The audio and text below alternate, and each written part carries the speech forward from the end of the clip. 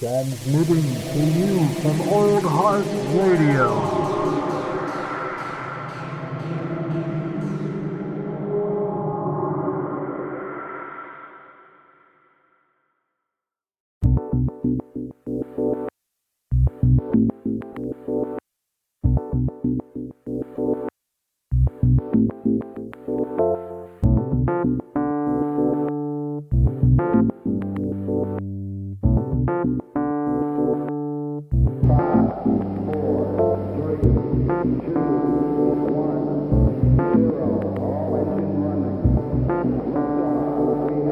Welcome to Local Yokelz. I'm recording you now too, motherfucker. It's all on record. Let's go. How you doing, man? Doing all right. Living, laughing, loving. Yeah, I'm just now noticing after not really paying attention that I got quite a bit of gray in my beard. Ooh, starting to gray up. Yeah, I don't know if that's a good or a bad thing. Gray means wisdom, doesn't it? It is, it does, and I think some peppering is it's kind of classy. You know what I mean? Yeah. Yeah. It's sophistication. Yeah, exactly. I honestly have more white hairs and stuff coming in like every day on my head. Like you can tell they're old growths, and then there's new growths, because there's like ones that are like, fucking 7-8 inches long, and then there's ones that are like, just starting out. I'm just like, oh no. But it's all in like this area. It's like in one area on my head. It could be distinguished. Get that rogue look. Dude, that'd be awesome. I just get a natural rogue streak. Dude, that's the best. I have to put mine in. It's pretty rad that people just grow naturally. Oh, yeah, thanks, right. Yeah, you're right. You have a rogue streak. I mean, you can't really tell right now. Yeah. When it's all up and under there. Look at that. The blossoming jewel that is your hair. How long have you been growing your hair out now, man? Like since 2000. So when we were in Simon, that was the last time I cut it. That's what I was thinking. I was like, yeah, when I cut it into the rat tail actually fell out. And it just like, we were kept skiing one day, and I was playing with it, and it literally just pulled right out, like a whole foot and a half of hair. It was disgusting. There it is. And that's the death, the life and death of a rat tail, man. Yeah. What is that? Like 2013, probably. That probably would have been like 2013 then, because I remember one of my favorite photos of you and I ever taken is at. Shit, it's not. One of my favorite. I got bar. Quite a few. Yeah, the bar in Bellingham. Yeah. Where I'm in the air and you're beating the shit out of the drum set. Yeah, I look mad at that drum set, man. You do. I love that photo of us. It's a great photo, honestly, man. And I agree. There's like, I don't know if it's that. There's a few from that night, but the one that stands out to me, I don't know if it's the exact same one, but it's like you just like shouting, like you look like you're just fucking like spitting, just like fire at a microphone, like that's totally from that same night. Yeah, that night we were up against like the Melvins at the White Buffalo. We were up against like a very good band directly across the street. Yeah, and we still had people with us. Like we still had people. We did. We had a crowd. That was actually that was a fun night. That was an old man tried to steal my beer. Yeah, that's right, dude. He kept trying to like use the mic. I think at one point we just tried to let him at one point. Like, fine, say what you're gonna fucking say. Yeah, do it, man. Get it out of your system. Yeah, dude, what are you? Yeah, that's right, man. Yeah, because Bellingham has some rough. We were playing with goddamn dude, who were those guys that S and like he was like hold on. Those two cats are really cool, actually. Dylan and I want to say Dylan and Keith, but I don't think that's right. But he ended up joining them after he was in our project. They were really cool. That was Kim Jong-ilin. Yeah, Kim Jong-ilin, dude. They were just fucking rad dudes, and they had a good energy to them, man. They were super nice, super sweet. Great musicians. Yeah, they were, and we played a number of like shows with them. We did like a couple of shows up in Bellingham with them. Yeah, I have They came down here. Yeah, 3 up there with them, and then they came down here like to Olympia for a handful also. Some of those out of those late-night 3 voyeur shows. nights. Yeah, late night voyeur nights. I remember out of those 3 shows that we played with them in Bellingham, one of them was good. I mean, 2 of them were memorable. All of them are very memorable. I will never forget Club. I will never forget the experience we had at Club. That club, man. That club was so weird. Like, they had an elevator. That didn't nobody work. Came. Yeah. I can't wait to talk to Troy. Oh yeah, dude. The amount of excitement I had that Troy Vines was on a fucking podcast. It was just like I lost my shit. I was so giddy about it. Yep.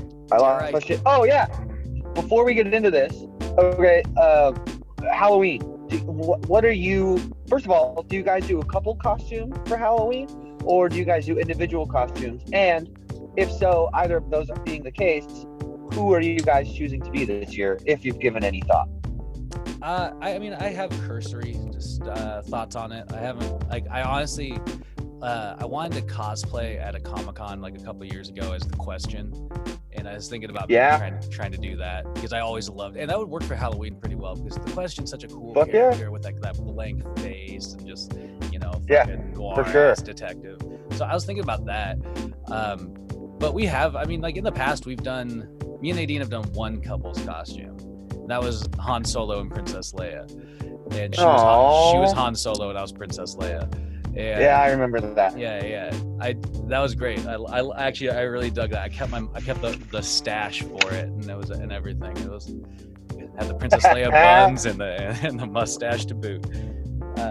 That's Diana and I finally decided. I think we were originally going to do Sergeant Hatred and Princess Tiny Feet from the Venture Brothers. That'd be cool. But I would effectively have to shave my head and get Hatred in big block letters tattooed down my body, which I'm all for 110%, but I don't think Diana would like it very much. So we switched to the Monarch.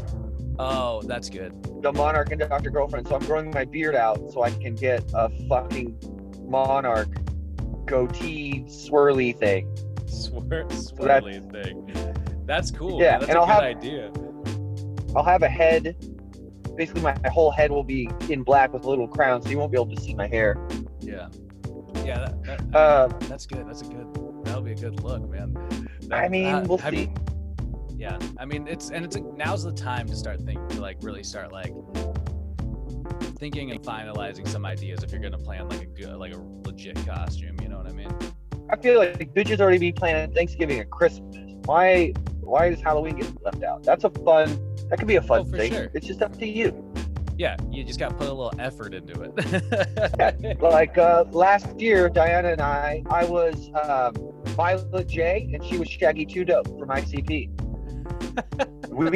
We pulled it off too. Yeah, I had a jersey on. She had like a Mark Echo triple XL on. She's like 5'2", 100 pounds. So we got the biggest tall tee we could find. Yeah, go to Ross and go to like the triple X's on the end. See what kind we went to Marshall's, yeah. There you go. Yeah. Dude, I was at Ross the other day because Joe was telling me that they had some Dragon Ball Z shirts there. And so I was like, well, fuck, I'll go check them out. I got there and there was like a couple of Dragon Ball Z shirts, but they had a weird amount. And Joe mentioned this, but it was true. It was just like this weird amount of Tupac themed shirts. Like it was the most random fucking thing. There was like ones with like just his face on it, then there's ones with like his face and like poetic justice underneath it. And, like, he's becoming like and I'm gonna get super racist and I'm sorry, but you know how Mexicans love Marilyn Monroe? Okay. Like they're doing that to Tupac. They're doing that exact. Pretty soon we're gonna see fucking Tupac Exactly. We're going to see him in a poodle skirt, standing over a vent with it blowing up, but he's got like a Tommy gun in his hand, and he's just mowing down cops. And for some reason, it'll say Scarface behind it. Yeah. Yep. God damn. Man. One day. Yeah, that's like the weirdest All right, shit, so man. I went to Romania when I was like 15, and the one thing that I saw that was a commonality between America and this podunk little town that I was in was that there is a large amount of Tupac and Biggie Smalls t-shirts. A large amount, not even a little bit, but a lot. Well, I mean, not to like, it's just weird. It's just, yeah, I mean, not to discredit like those two artists and like the work that they put out, but or the lives they live or whatever you want. You know, people are super fans for those cats, but it's like strange how the merchandise just continues to blow up. You know, like somebody's profiting off. Like somebody is making, and if it's not their estate, it's either their record label or their manager or like somebody that has power over their creative license. Yeah, and I think like it's one of those things where like the longer that shit goes on, like in terms of like post-mortem, like the longer the more it dilutes the work in a way. I learned something this week that I found extremely interesting. What's that? That I did not know. In 2007, Michael Jackson bought the entirety of Eminem's back catalog. What? I researched it. He bought it all, and he owned it up until he died. That's and nuts. Did it revert back to Eminem? Sony didn't revert it back until 2011. I don't remember when Michael died, but it was some time after. So he did get it back, but Michael Jackson bought it for like $340 million from... That's insane. From like AMC, whatever Eminem's fucking record label was. And in the process, Michael Jackson is quoted or is heard publicly stating that... what was it? It was like the Eminem show had just dropped or whatever the fuck. And he had an album... He had a music video for that album that he like imitated Michael Jackson for a second and kind of gave it like a perverted feel. I don't remember. I think it's probably Guess Who's Back or something like that. And yes, please do. So Michael Jackson being the amazing, I'm not going to say person after that, the amazing businessman. Yeah. He had some weird tenacities. He did. So he got so pissed off that Eminem was making fun of him, and he's like, you know what? Fuck it. I'm going to buy your music. And then he bought his music. He bought it all. That's such crazy shit, dude. And that's that, you know, like, especially that point in Michael Jackson's life, he was pretty aware of how much he was like, you know, he's accumulated and what he could get away with and do and whatnot. He got away with a lot. Yeah, I mean, you know, but you know, if you want to learn more about that, watch the Chappelle Show skit with Michael Jackson on trial. All right. Yeah. but no, that's just nuts because there's this other story of like, I mean, I think this is a crazier story, but there's this like, you know, thing where like Michael Jackson, because he wanted to experience going to a grocery store. Yeah. Would like buy out a grocery store and just walk around and put things in a cart and like, you know, be around to take it even further, he would hire actors to be in the grocery store, right. And they could not interact with him or like look at him. If I'm correct on that, I know that he hired actors that stalked the whole fucking thing because he just wanted to know what it felt like, but he didn't want to have everybody freaking out. So yeah, they weren't allowed to freak out that it was Michael Jackson just so he could walk around a fucking grocery store. That's 100% factual. I know, that's just so weird, man. So weird, and like that's how's that Eminem thing? You find the article? Yeah, I found something like the Guardian article that's kind of talking about it, and it mentions that his acquisition of the Eminem's back catalog came up like shortly after he was forced to give up the rights to the Beatles' back catalog. Yeah. That's right, because he bought a record label. He bought like AMA or something like that, or like with the help of Sony, they acquired a record label and therefore a bunch of fucking rights to a whole slew of musicians' music, and the Beatles was one of them. Yeah. But something that popped up, I to look at it, like try and find it more. But something did pop up that was like talking about referencing some sort of beef. Michael Jackson got back at Eminem by $340 million. But there's like, who tried? Like, what the fuck, dude? I mean, you think about this in the context of right now, though. What's weirder, Michael Jackson buying Eminem's back catalog to fucking spite him, or like Jeff Bezos going to space? Like, no, I get it. What I mean? True. We live in uber rich, the uber rich weird shit. You know what I mean? Like, yeah. I just feel like Jeff Bezos was so petty. You know, Michael Jackson really had some depth to his perspective on this decision. Yeah, for real. I side with Jackson on this one. Yeah. Oh man, they're not bringing up the song, but they did this does reference like Eminem did a diss on Michael Jackson and then like some like 05, and he made no comment and then turned around and did that. God, what song is it though? I'm not gonna listen to Eminem's music to find it. Yeah, to dig through it just to find it. That'd be torture. Yeah. I'm gonna just... How's the weather over there? Are you guys getting a lot of this smoke? No. Everybody over here, in classic Western Washington fashion, everybody over here is talking about the smoke. Like it's a reality. They're like, oh god, like the smoke can blow over the mountains any fucking day. And like we've had like one day so far that I classify as maybe hazy. Sure. And so we've been fine. But I've heard, Dusty mentioned that shit is fucking gnarly over there right now.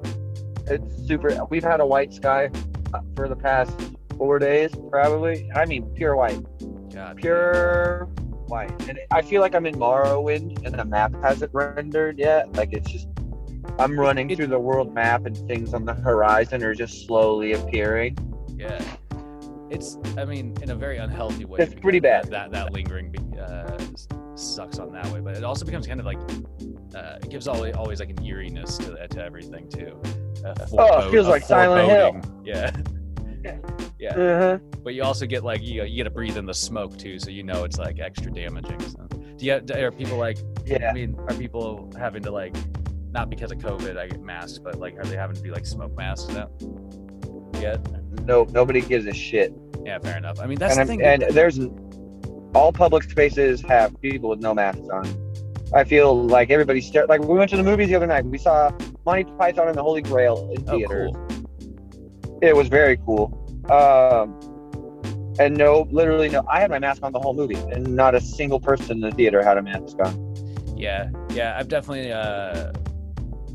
reverted straight back to like, I was like for but a moment's time, I was like trying to enjoy going like to certain places and feeling like, oh, maybe I don't have to have my mask on, and now I'm right back to like, all right, I'm just gonna play it safe.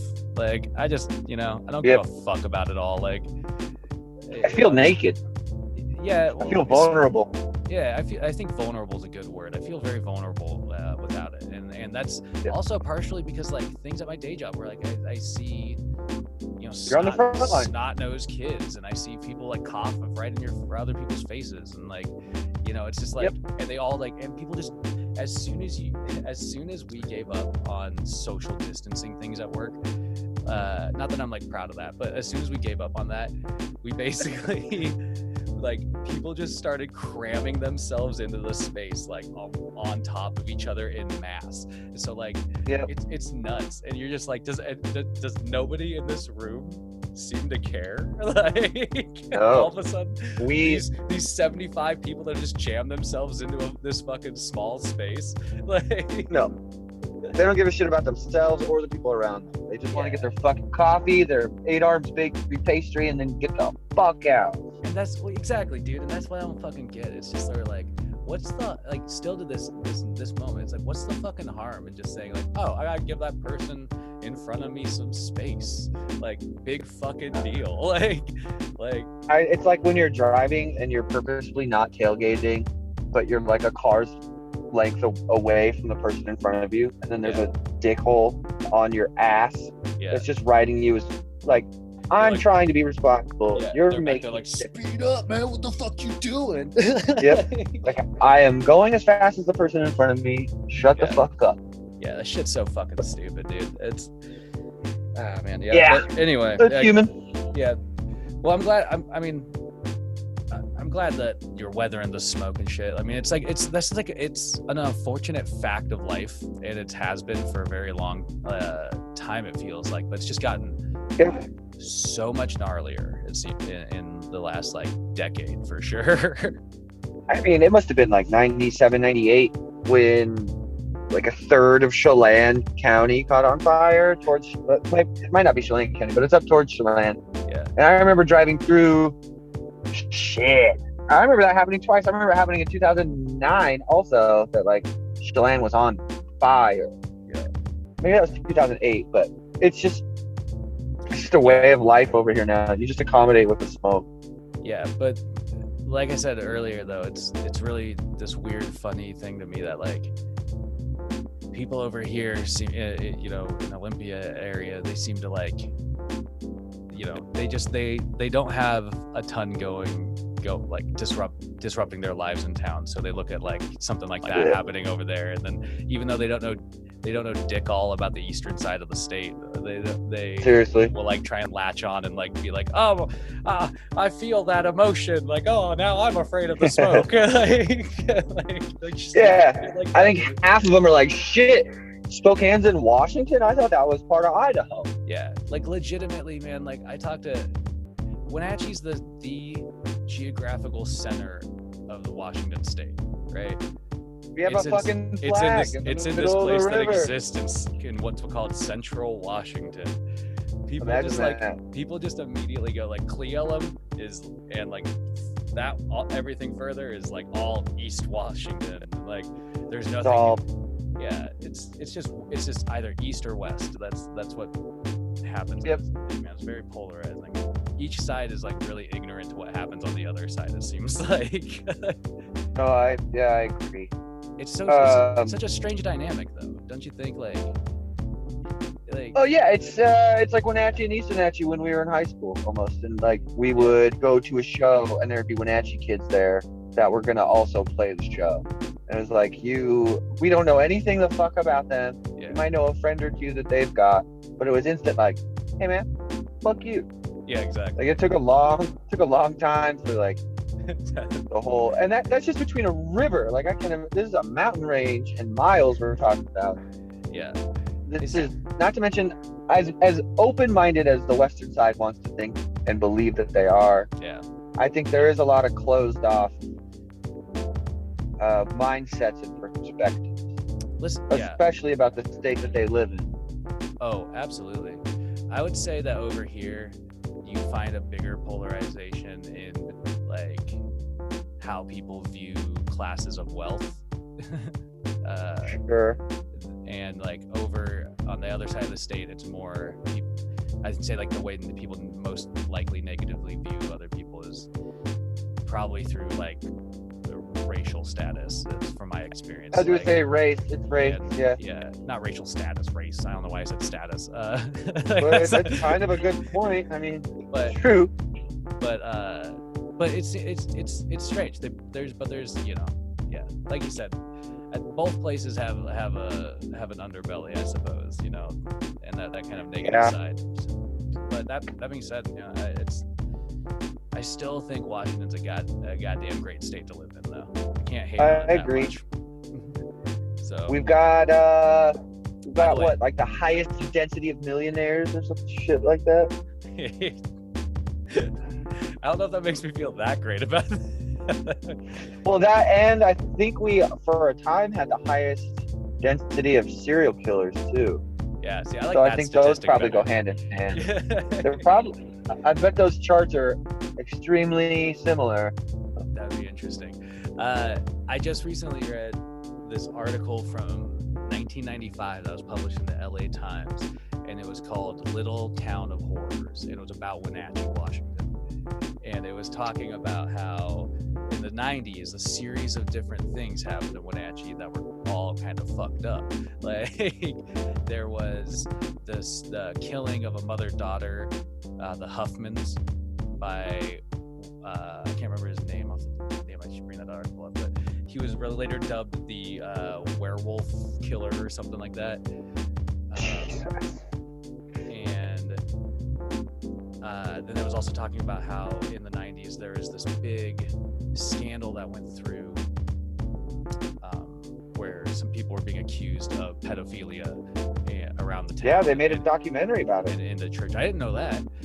That's interesting. It's called In the Valley of Sin, and Fox News made it. In the I'm not lying. In the Valley of Sin. It's God, dude. It's a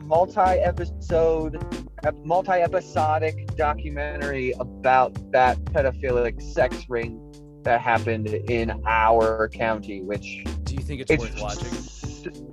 I haven't watched it, but I've watched clips, and you have to subscribe to Fox News' streaming service to be able to watch it. But it's a lot of the people around me have watched it, and it sounds brutal. It sounds so brutal and so fucked up. Yeah, well, from my understanding, very cursory knowledge on it, but it sounds like there was accusations being made that were then investigated, and then it kind of the case started growing in terms of like from there. But who's involved? Yeah, but eventually it led to I believe the arrest and prosecution of a couple of people, but those were later, I think, overturned. Yeah, and that's where I don't know. I'm not too sure on that though. I know the documentary goes into the corruption of Wenatchee PD, and apparently a lot of it has to deal with the amount that they covered up and kind of vouched for the local public figures that were involved. Yeah, and that's kind of what I heard. Anyway, I'm gonna really look into this more because I'm really fascinated by it. Thanks for telling me about the documentary. I don't know. Man, I'll probably have to subscribe at least to the Fox trailer News for like a second, just to try and watch it. Yeah. But, that's fucking nuts, though, dude. But yeah, so this LA Times article is really just like, it's very colorful language and everything, but it references that the murder of April and Mandy Huffman, and then also this incident where two 12-year-old boys gunned down like a migrant farmer, like on the banks of the Columbia. Like, holy shit. Yeah. So it was like, again, you can look into it more, but these two kids were like, they had like taken guns from their houses or something like that to fuck around with or whatever, and at some point they were down by the Columbia, and some farmer guy was kind of like playfully throwing a rock their direction, and they like one of the kids basically just turned around and just like just like 18 fucking rounds into the dude. Like, jeez, two 12-year-old fucking kids. Like, that's fucking nuts, man. But yeah, I thought that was hella interesting, man, when I found this article, because I was just like, I mean, I had remembered a little bit about the Huffman murder. I didn't fucking remember anything about that fucking sex ring. Me either. That's fucking nuts. But yeah, apparently it involved. How does that make you feel? Like, very uneasy, man. Yeah, it's like because I'm one of the ugly kids, clearly, because I didn't get fucked. Hey, nobody wanted me. I've long known that I'm ugly, but at least this is validation. we went to a good church, man. Like, when we were growing up, you and I went to the same church. That's how long we've known each other. Like, I will say it had a better community than the other ones that my mom had bounced us around to. I can name some shitty people at that church right off the top of my head. For sure. But everybody's shitty to somebody. Yeah. Well, I mean, don't get me wrong. Distinctly the point, I tell people this all the time, distinctly the point in which I refused to want to go to church anymore was when the pastor, it wasn't Steve Brewer. Yeah, it was Steve, but he had brought in some sort of like guest speaker or whatever, and this was like really close to after the Iraq War had begun, and this guy was basically up behind a fucking podium, speaking to this congregation and telling them that Jesus Christ would fucking fight the Iraq War if he was alive today.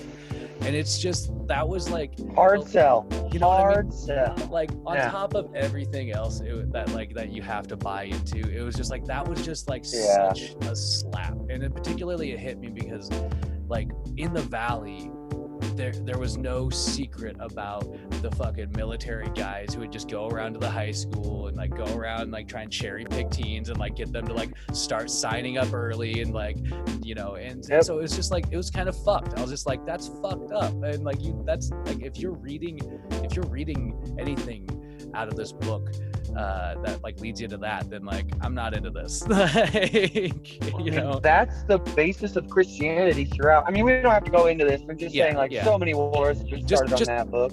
That's just my personal experience and how how it kicked me out of that mindset.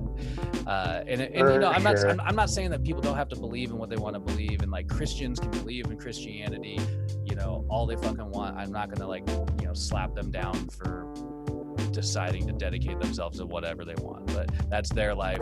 And it's just it's worth taking a second to like make sure that the people that are stuffing stuff down your fucking throat are I don't know, not full of shit. But yeah, that's so huge. That's some wild stuff though, like all that, like the little town of horrors. That's a cool article title. Yeah, it's very catchy. Leslie Knope would be proud of that. I've been rewatching Parks and Rec, and like I love every time she interacts with a reporter. She's like, "All right, got a headline for you." Yeah. By the way, it's always way too fucking long. That Eminem diss track, or the Eminem track that had the diss on it, was "Just Lose It." Just Lose It. Got it. Yeah, I'm not familiar. I'm not familiar with the actual diss. I know the hook, but all right, okay. Anyway, you found it. But yeah, I feel like we should talk about Troy, because I listened to that podcast and there are some things. What do you want to talk about? One, well, I think I accurately called him being in Yesterday Never Came. Oh yes, sir. I knew he was in Yesterday Never Came. I just didn't know. I didn't know that half the people were in that band. Yeah, I mean, technically him, me, and Zach, and I can't remember. I can't remember who else, but like I think we were the original iteration. And Troy, that's what Troy was referencing, was like the Squeaky Hinges was the original iteration of Yesterday Never Came, and basically then I got kicked out, and then they became Yesterday Never Came. I bet Zach hated the Squeaky Hinges. I just can imagine him coming up with the name and that not being it. Oh, definitely. That was, I guarantee you that was me. I guarantee you I probably looked at a squeaky hinge in my dad's wood shop and was like, the Squeaky Hinges. Light bulb! Yeah, but yeah, that was, I mean, that whole, like, yesterday, the Squeaky Hinges aside, Yesterday Never Came was like, from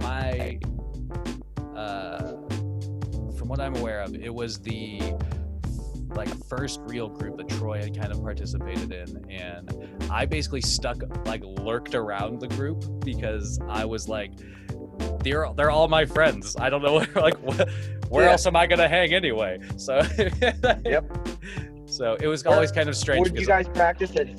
Oh, I wouldn't practice. I wasn't in the band. I was. Where were they out at Zach's house? No, they practiced at Troy's house in the garage. Because back then the garage didn't have a Camaro in it. Right, it didn't have the cars. Yeah. And so basically they would just like move the car, like the Jeep out or whatever, and make space for them. Yeah, I bet Kyle Korn, their neighbor, his neighbor growing up, probably hated the sound of that brand new song after a while. Oh, I can't. The second he said that shit, when he was like, "Oh, we cover the quiet things that no one ever," I was like, "Oh, that was that," and then he continued. Yeah. I just can't. Who did you play that? Were you the singer? No. Again. Okay. Again, I was not. I was not in the band at this point. You're not in the band. I was never invited back into the band either. So basically, I think my personal experience was that while they were doing Yesterday Never Came, I split off and basically just desperately tried to get a music project started. So eventually, I started trying to rope in these two random characters, Ty Snyder and Joe Dean, who were friends of mine in junior high, and that didn't work out because none of us had anything going for us. And then actually no, I think this was like sophomore year. I started hanging in a punk band with Dustin Osborne and Not All There? No, it was called Indecent Exposure. Better Off Naked. Indecent Exposure. Yeah. It was Trevor Larkin. God damn, I couldn't remember his last name, but Trevor Larkin was such a solid fucking dude. Like no we'll joke. Never forget him. Like we hung out really tight for a little bit, and then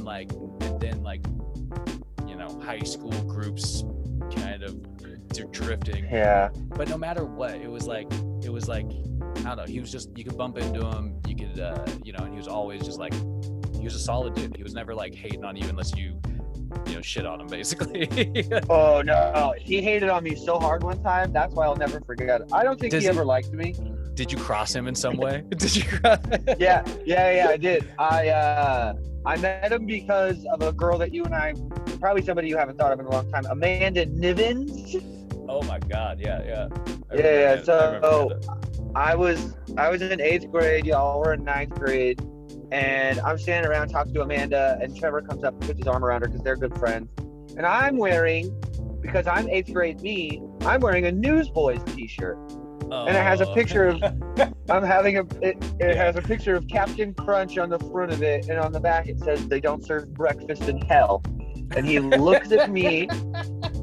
Sorry, that shirt's No, that shirt's awful. He points at the Captain Crunch and then flips it off and says, "Fuck you, that's gay." I will never forget. Those are the first words he ever said to me. Well, maybe we were just a little maybe we were just a little cooler with each other, but you were cooler than me, that's for sure. I was not cool at the time. You were well more adverse in socialization with people not at church. Maybe. I was tied to the friend group. I wasn't really good at branching out. You eventually got really good about like kind of being connective with people. I don't know. You were able to like. I had to.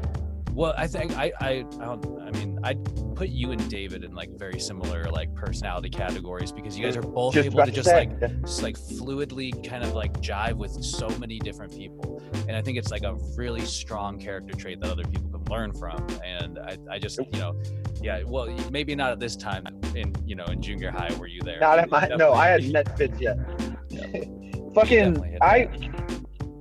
I mean, that happened because of Zach, and then immediately because of Fitz. So like I met Zach through my girlfriend at the time because they had math class together, blah, blah, blah, at high school. And I was in my friend zone at that point. I was with Patrick and Sam Cooey. Those are my boys. And I know, right? He's starting a family now. That's fucking crazy. And so I had Pat and Sam and my girlfriend introduced me to Zach.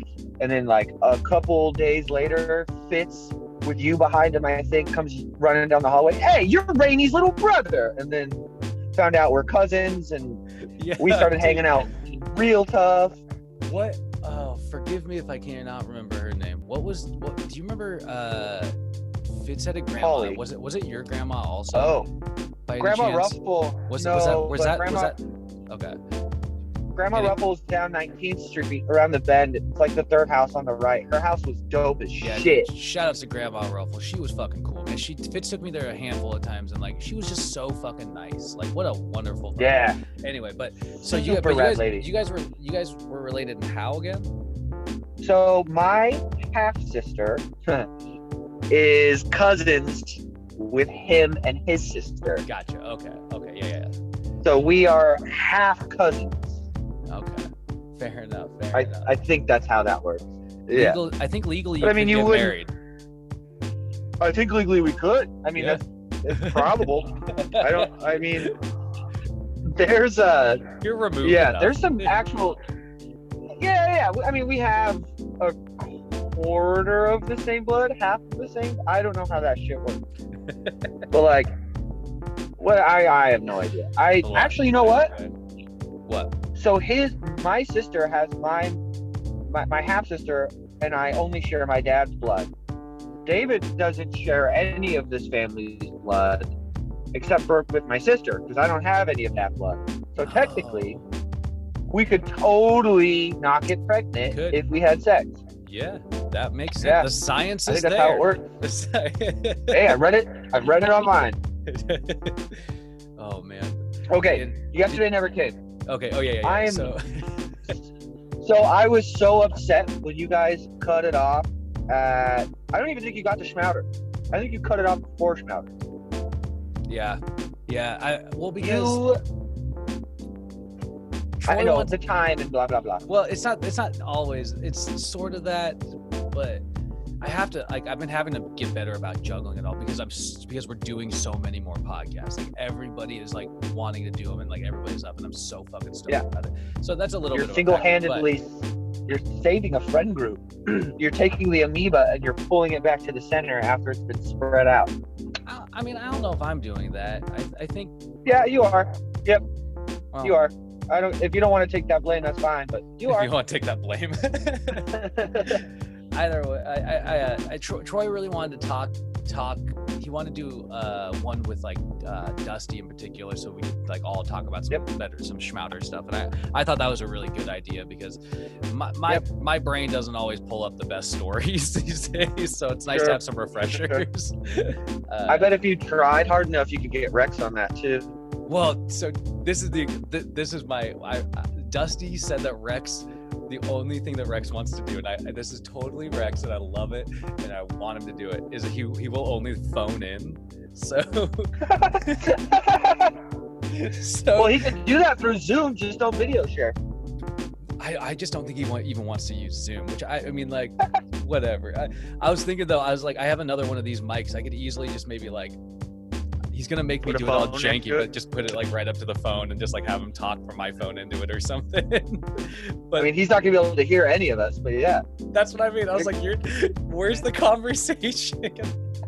If you put the mic up by the earpiece and you wrap headphones around the mouthpiece at the bottom, then maybe you can get it to work. But that depends on how much Rex wants to work for it. Yeah, I'll have to troubleshoot it, but I really want him to fucking get on one because Rex, like, that's kind of why I've been holding off on some of that Schmouder stuff, is because not only like I think it'd be really fun to try and get as many of us talking about it as possible. So you have everybody in the band but Rex, so the pressure's on him. Yeah, exactly, but Rex. So Rex, I doubt you're listening to this, but if you are, we're coming for you, asshole. We're coming. We know where you live. I keep threatening like the people that I want to do podcasts with. Like the one that I did with Troy, I was like, we kept talking about Scott, and I was just like, that's it. Bye, Scott. I'm coming for you, motherfucker. Fucking right. Yeah, it's gonna happen. Todd's another one I just put on the list too. Got to get some. Oh, do you want his phone number? Oh, dude, that'd be great. You should text that to me. We should. The three of us should do one. That would be really fucking fun. Toddley, we can talk about our week at Toddley's house, or our 2 weeks. Our 2 weeks at Toddley's house. the bender, yeah. It's like always. Yeah. I mean, it's always a good time at the Sutherland's house. Always. I mean, when you were talking, I think it was with Jameson. You guys hit the nail on the head. It was like Todd's house, JMO's house. always unsupervised. Let's go ape shit. Yeah, there were spaces for us to just get away with shit. And what I thought was so funny about JMO's was that it was right down the street from my house. Literally, it's 2 blocks. You just walk down. It's on the opposite side of the street. Yeah, it's on the other side of the stop sign. Yep. Boom. There you are. Yeah, that was funny, man. And then just 2 blocks down from there, west, you have Troy. Yeah, well, exactly. 4 or 5. But yeah, they're all right there. He was right there, man. But yeah, so I mean, Schmatter will say, I don't know, like Schmatter I'll have to save. I'm gonna save for another time. But what's in terms of like what you were doing though? Like think about when Yesterday Never Came was happening. So this was like for us, you would have been 8th grade. This would have been 9th grade, maybe like spilling over beginning of sophomore year, maybe. I was thinking that Save the Hero, everybody in that band were the coolest dudes ever. Yeah, I was also on that train. And then I met Brian Getz, James Dorsey, Chris, whatever the fuck. And then I think David Kasnick, David K was their vocalist, I think. I think David K was involved for he was a vocalist, I'm pretty sure. Yeah, David K. It was Chris. What was his name? Chris fucking Burge. That was Burge. Chris Burge was like the one that he dropped out pretty quick because he was like the auxiliary guitar player, and I think then it was David playing guitar, James on bass, and Brian obviously behind the kit. But I think I only ever saw him with Chris maybe once or twice. They would play at school. And they would play during, like, they all had band together, 4th period or some bullshit like that. Yeah. So they would, like, they could just ace all their music shit because they could just play a song that they wrote over the weekend. Like, fuck that. Well, so cool. When that band, Save the Hero, I think first started, it was because they were active actually for a good while because they were actually like going over the passes and playing shows and stuff like that. But the reason you're right, like they all kind of had like a band period together, except for David who went to Wenatchee. Right. But it was in Mr. Smith's band class in the old junior high building. That's probably when I first saw them play because he would make us for band we had to do like every quarter we had to do like a music project where some sort of auxiliary thing we did with music besides our sheet music that we're learning. Theirs was always our band's here playing or making music whatever, and it's cool because Save the Hero played at the school that day. At that time my music projects were far lamer for that club. Not lamer necessarily. I take that back. They were innovative and different. They were the only quote unquote musical project that I was a part of before I got pulled into Theria, which is well after Yesterday Never Came, was a band that never existed. That me and Patrick were in. And Patrick was the bass player, I was a guitar player, and we were called the Flaming Waldos. The Flaming, I've heard about the Flaming Waldos before. Of course I have, but I forgot about that, dude. It was the theory of a band basically. It was like you guys we had it all. We knew what we were gonna sound like. We knew what our album cover was gonna be, and we didn't have a drummer. Or a way to record, or fucking amps. I mean, I guess we had an amp, but we wanted to be like a ska punk band. I'm pretty sure was like our goal. I don't know any trumpet players. So we wanted to be a ska punk band. I think Ethan, my little brother, he still plays his trumpet to this day, which I think is really cool of him because I stopped playing trumpet and I severely. Didn't you play French horn? No, I played trumpet. For some reason I thought you played French horn. No, I wasn't cool enough to play French horn. But then I played trumpet and I put it down really quickly into high school, and definitely regret that. But I kind of still think it'd be really fun to try and record some, just because I know he plays the trumpet. Try to do like some sort of like ska-esque song eventually. Just capture like a sample of something from him. Yeah, I guarantee you could pull off an acoustic ska song with just one guitar, one trumpet. You can start out easy, like covering a Sublime song, probably super easy. Like what they have a song called like Bad Fish. I hate Sublime, but I've heard every song they've ever made because they've been everywhere. Yeah, they have a song called Bad Fish that I guarantee you could do with just a guitar. Even if you don't know how to play guitar, I bet you can learn where to put your fingers and play it. It's so simple. Simple. I did finally get around to buying myself a cheap acoustic guitar. Fuck yeah. Yeah, I'm sorry. I've kind of started dicking around with it. My hands get really tired though. No. I suggest when people, I've given guitar lessons like 2 or 3 times, nice. 2 or 3 different people, and probably like 12 or 15 lessons overall. And like the one thing I tell people, if you don't know how to do chords and you don't know how to, if you don't know chords or how to fret properly, just practice pressing down on the strings for like 10 minutes a day. Just press down on the string with each finger and do it in rotations for 10 minutes a day. Even if you're not going up and down, if you're not even changing strings, that's fine. Just on the same string, 1, 2, 3, 4, 1, 2, 3, 4. And if you just do that for 10 minutes a day, you'll build calluses and you'll build muscle memory. And when you start to learn chords and riffs, it'll be a lot easier because you won't be starting at ground zero.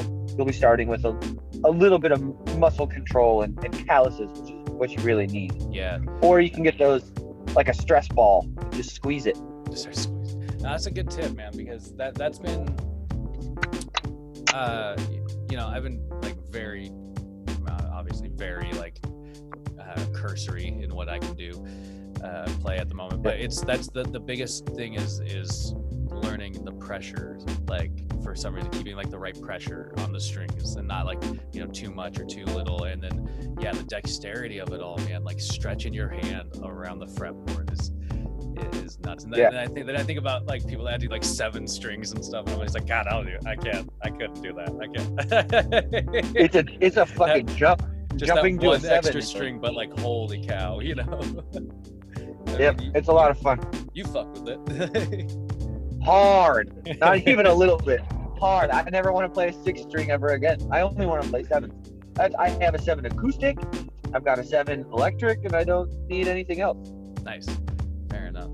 Yeah. I love them to death. So trying to think of what else.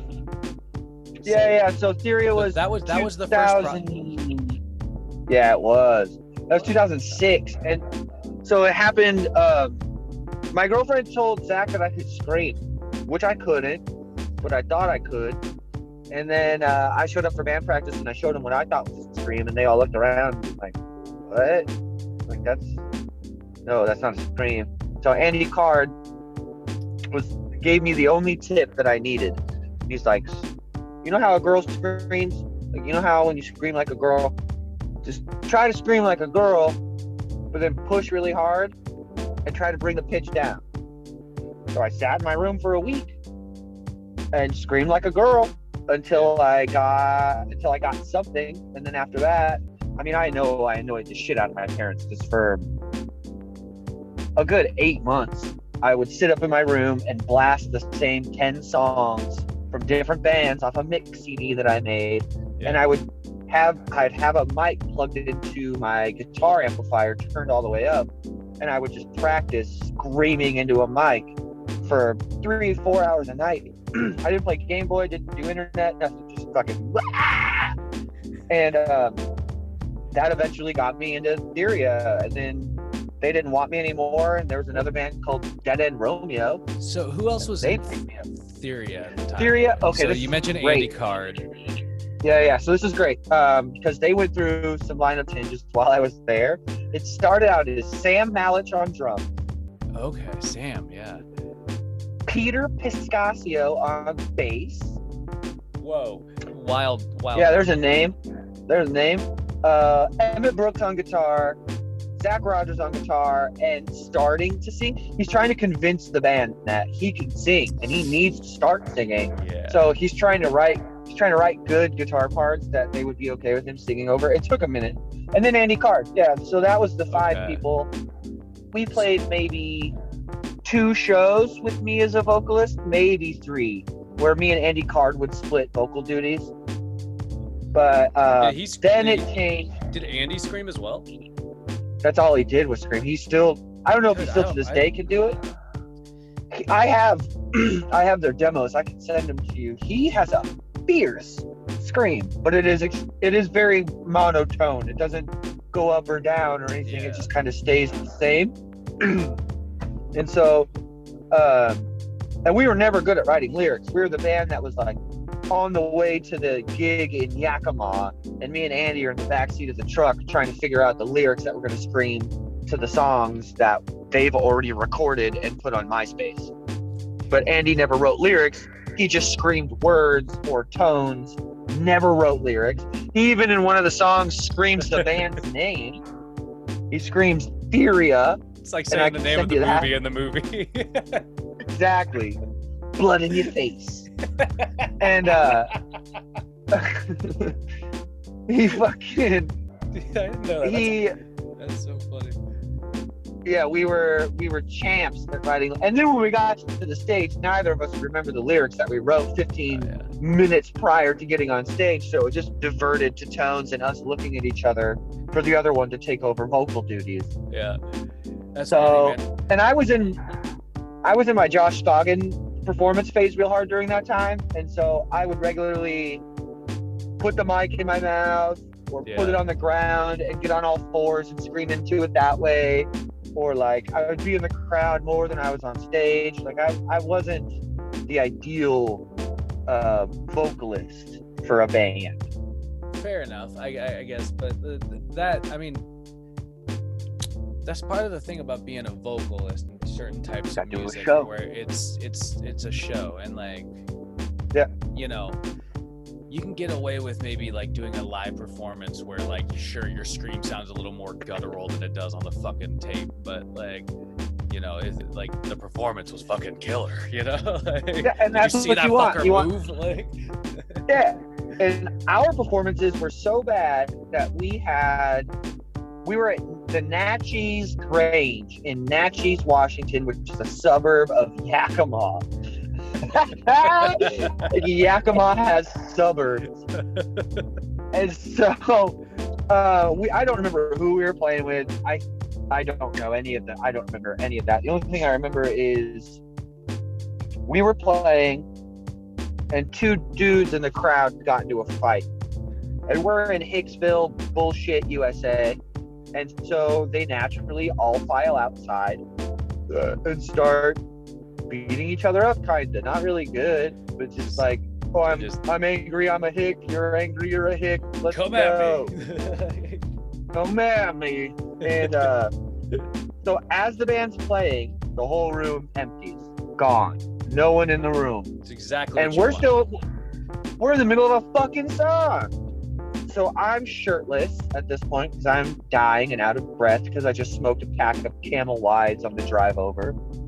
And I run off stage and I run outside and I see the crowd of people all standing around these 2 dudes that are sort of beating up each other. And I just scream at everybody, hey, we're playing a fucking show. Do you guys want to see music or do you want to watch 2 dickheads try to beat the shit out of each other? And they all stayed outside. Every single one of them. Those fuckers. I don't. For the rest of the gig, I'm pretty sure we played to an empty room. The cops might have been called. I don't remember. The Hicks, man. Goddamn the Hicks. That reminds me of the time Schmouder played at Studio 7, but it was sort of in reverse.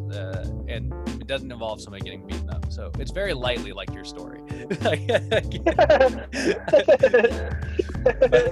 Just to like, basically like we trek across the pass and we get to Studio 7 this was when Studio Set. Well, I mean, I'm sure they still do it. And, we're not the only band that have done it, but they make you like sell tickets to get on the show or whatever. And we didn't really catch that was like the whole thing at the time, And they've been accused by a lot of bands for being fucked over by that. They've been blackballed by a lot of people because of the way that they do business. But yeah, anyway. Yeah, and so like it was like that. So basically, like we sold a handful of tickets to like some friends that weren't going to come anyway because they it's in Seattle and bought the rest up or whatever, I guess. But either way, we were on the bill. But they put us like first on because we're from Wenatchee, Washington. Nobody knows who the fuck we are. And and I agree, Dusty mentioned on this podcast, but the sound system was thunderous.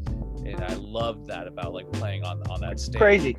When you hear your kick drum or your guitar through the PA, it's a good feeling. It feels fucking awesome. But they basically like started our clock, like our set time, like right shortly after us like setting up, and then before they even started letting people in. So there's like a queue forming outside the fucking building. Right, and you're supposed to be playing. Yeah, and maybe there's like a handful of people out there waiting for the other bands to show up, but they're all waiting to get inside either way. And it was just like we were just like, well, are you guys gonna let people in? Whatever. And they're just like, no, let's start the set. And like, so we basically played most of our set to like an empty room, and then near the end of it, they started letting people trickle in, and it was just like, what the fuck, dude? like you just dragged us across the fucking passes to like play to your fucking room, like I get we're in high school. Fuck you dickwad. Can we take a pee break real fast? For sure. I'll be right back. It's a good idea. I'm gonna get.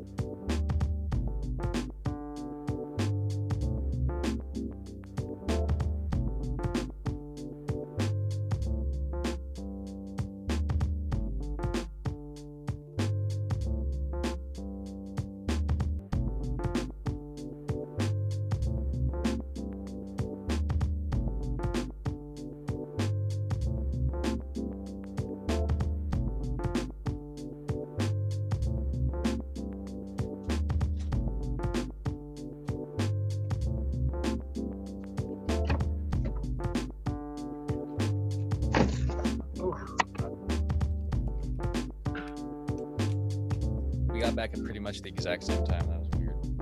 Fucking jinx. You owe me a Coke, motherfucker.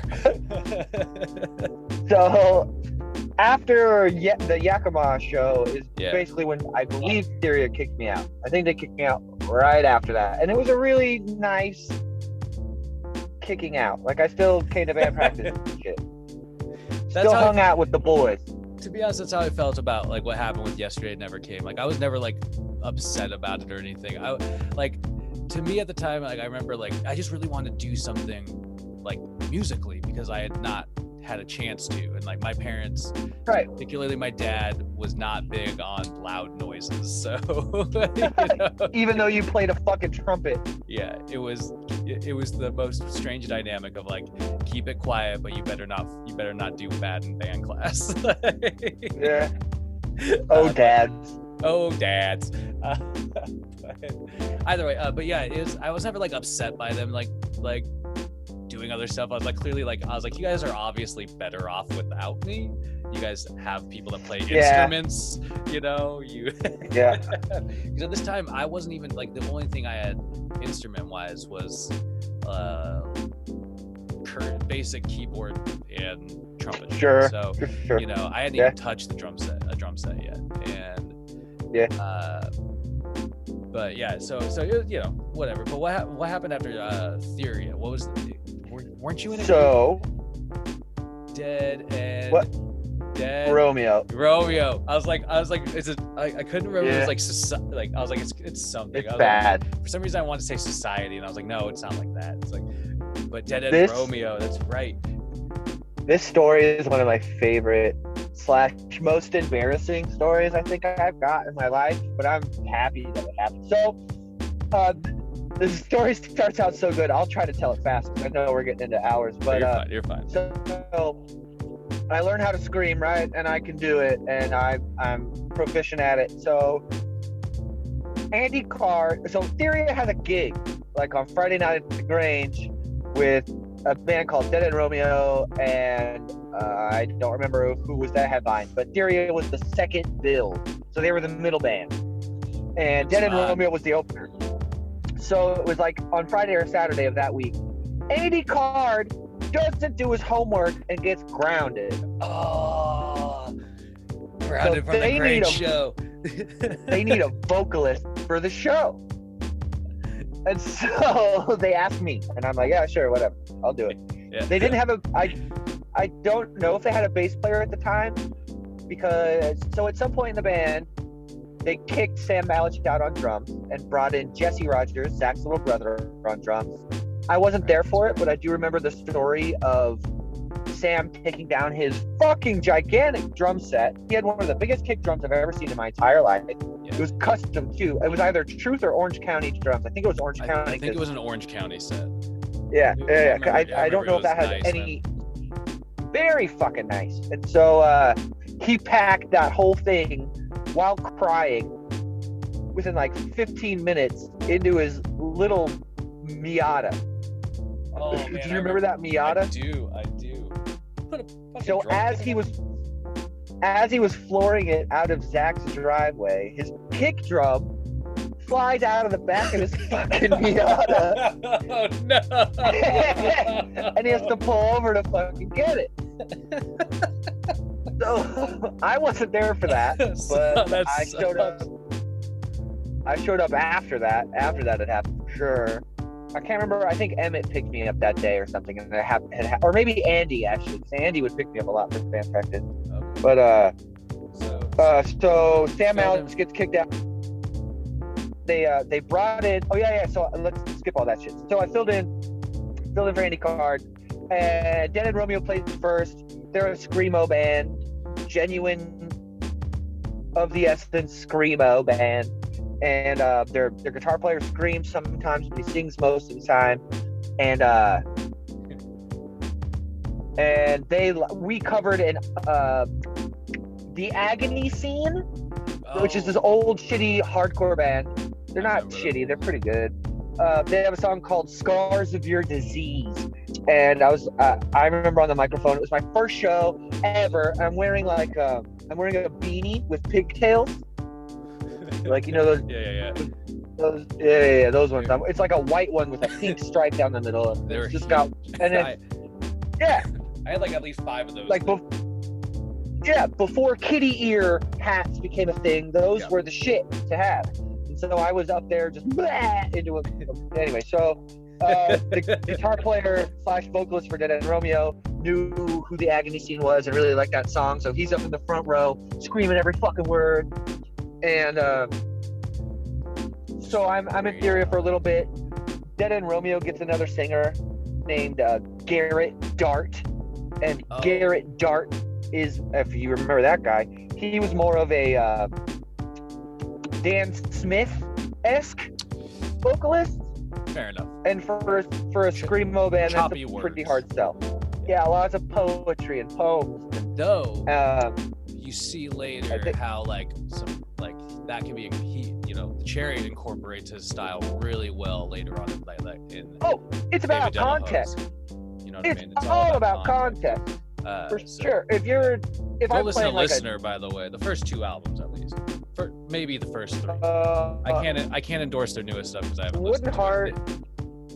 Well, Dan Smith's doing like solo stuff right now. He's like, I think it's called Here We Grow, and he's like writing motivational speaking. Yeah, writing workshops. Yeah, such a beautiful man.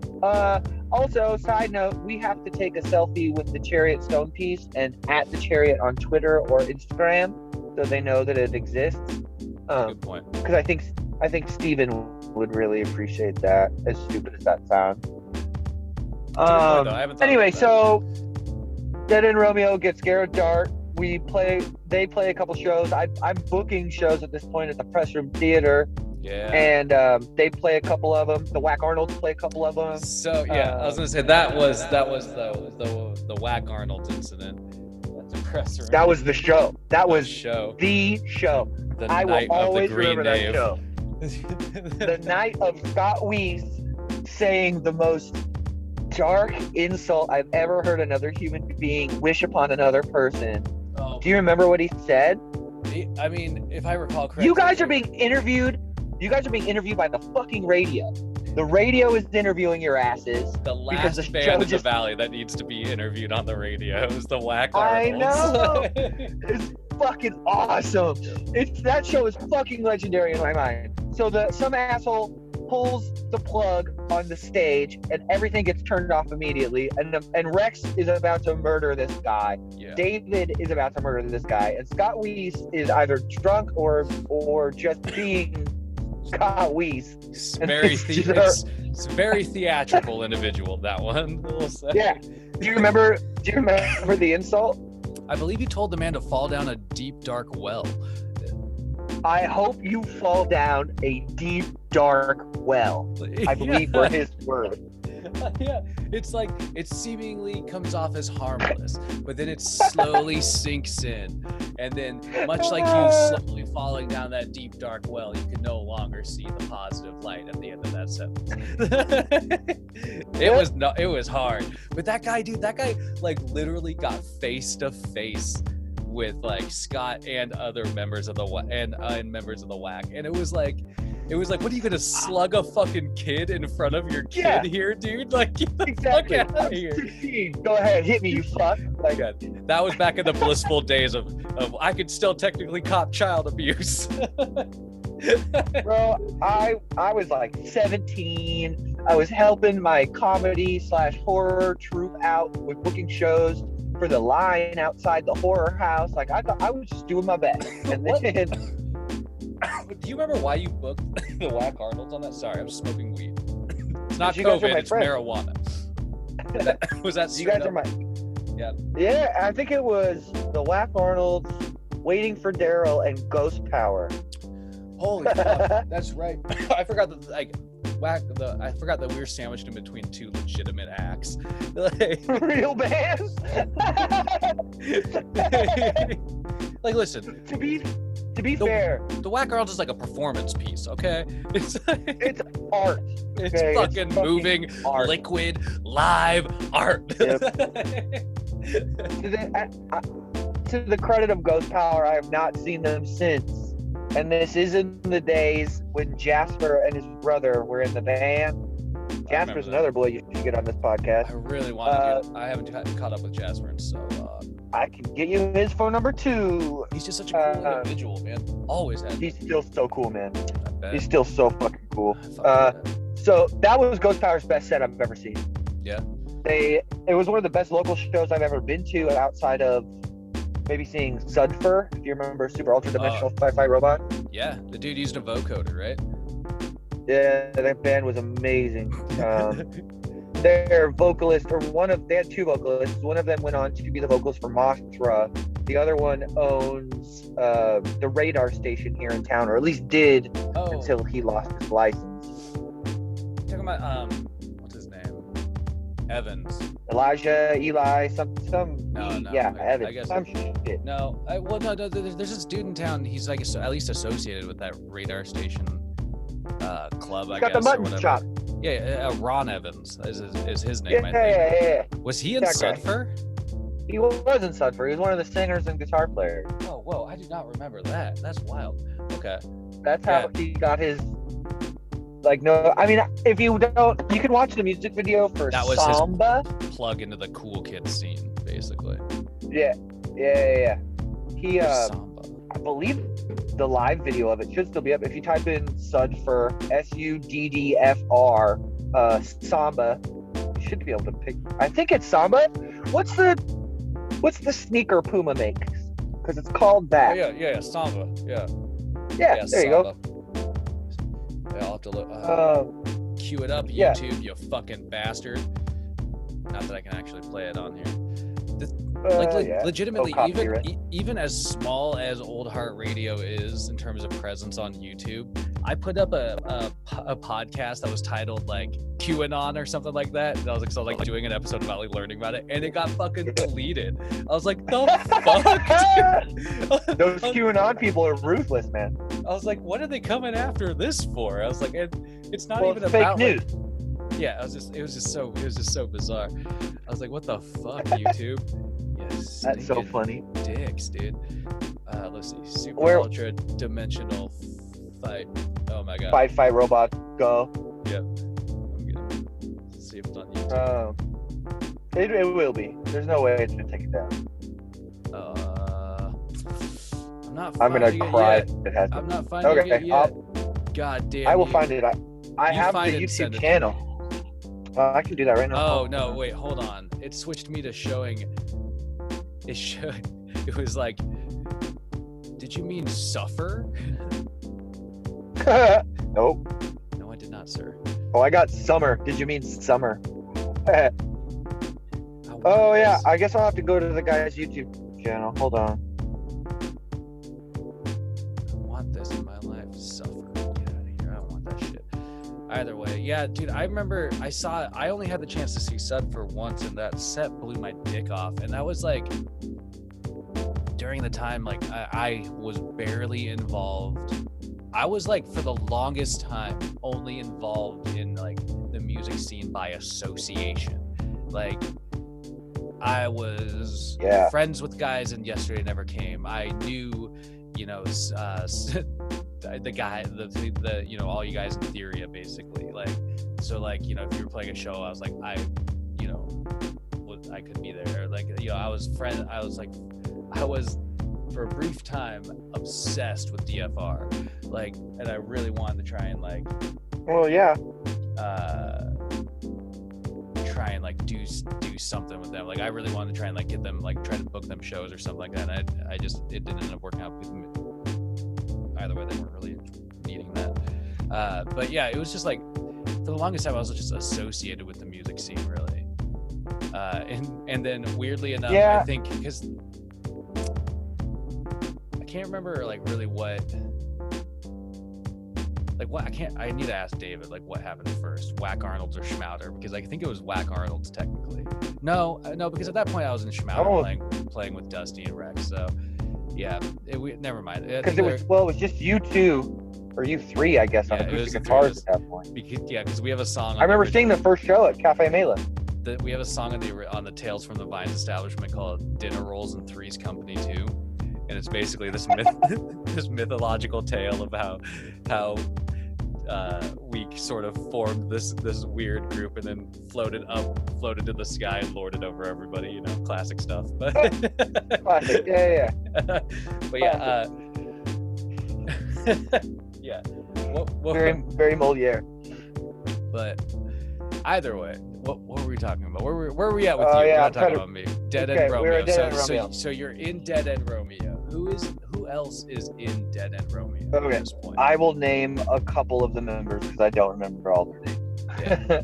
I remember.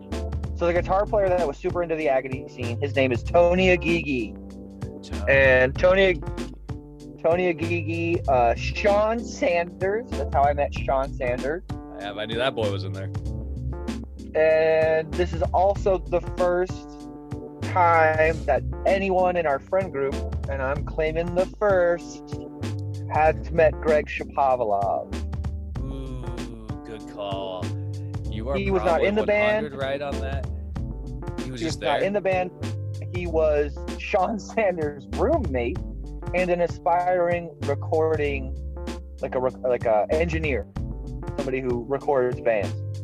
Yeah. And so I walk into this duplex, and the whole living room is just a band setup with mics and everything, and all of it is running back into Greg's room, where he's got like a fucking iMac Pro, and he's got Pro Tools up or whatever the fuck he works with. And so I did like an audition. I did an audition, and fucking they liked it, I guess, for some reason. They didn't have anybody else to do it. The only thing is, everybody in the band was a good 7 years older than I was. Yeah. I was gonna say, that's like... So I'm 15, 16, and everybody's 24, 25, and I'm the new kid on the block. Like, I smoke pot in this band for the first time. I get blackout drunk for the first time in this band. I started smoking weed for sure. So, like, long story short, I played a couple gigs with them, and I'm still doing the whole Josh Scoggin thing, and they fucking hate it. And I'm also getting deliriously high. Like, stop flailing around, you dumb motherfucker. Yeah, basically, like, we're a screamo band. We're not like a fucking hardcore scream your face off band. Just chill out a little bit. You keep that microphone. You keep that microphone in your hand. I don't want to see it whipping out into the fucking crowd anymore. Yeah, exactly. And that's all I did was that stupid shit. So the band decided. So we always had band practice on Tuesdays and Thursdays, and if we didn't have band practice, I would just go over to Tony's house and get stoned. At 16. So I would get super duper high. Yeah. So we played 2 shows for sure only with me as their singer. We recorded a whole 6 songs that I still have that hopefully no one will ever hear. That's what I was gonna ask. I remember that you had it for the longest time. You still have it though. Still do. Yeah. Still have it. You can put it on SoundCloud? No. Fuck no. Oh, I'm taking that shit to the grave as long as I can. You leave it to me in your will.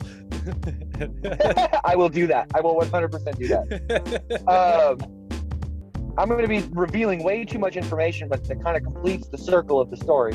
So I'm a little kid. If you need to use pseudonyms, you can, but I will try my hardest. Yeah. Okay, so band practice every Tuesday and Thursday. We got a band practice this Tuesday, and so I show up. There's a girl there. She's a redhead, and she's apparently the guitar player, and the other guitar player are cousins. This is their other cousin, and her name is, I'm gonna redact her. Whatever. She's a girl. Her name is Pratt. Anyway. Oh, yeah. Okay. Eminem, full circle. So I showed up to band practice, and I'm super fucking high already. And I'm like little kid high when everything's super foreign and in 3D. I might as well be on mushrooms as an adult. And they sit me down in Sean's room, and Tony very clearly and coherently says to me, it's not so much that you are your age, it's that you act your age. And I'm high. Tony got me so fucking high before band practice that I'm delirious. So I'm just like, yeah, cool dude, like whatever, all right guys. And none of them want to get me good, guys. Woo! I'm having a party. So nobody wants to give me a ride home. Oh, fuckers. They're having band practice. Oh. The girl wants to give me a ride home. Oh. So their cousin takes me home. First time, this is the only time I've ever done something like this. Girl takes me home. It's summer. I don't have school. It's Tuesday. I'm staying up late. And do you want to come inside and watch a movie? So we watch a movie, and we fuck for like 3 hours. Bop, bop, bop, bop. Bop, bop, bop. And that turned into like an ongoing repetitive thing that lasted probably about a year until I ended up giving her an STI. Yeah. At which point she cut it off because I was a piece of shit. Well, maybe it wasn't you. You know, maybe it just could have been like, maybe it could have been like a byproduct of, you know, this. Oh, I know what it was. A situation, or I know how she got it. I know specifically and intimately how she contracted that STI.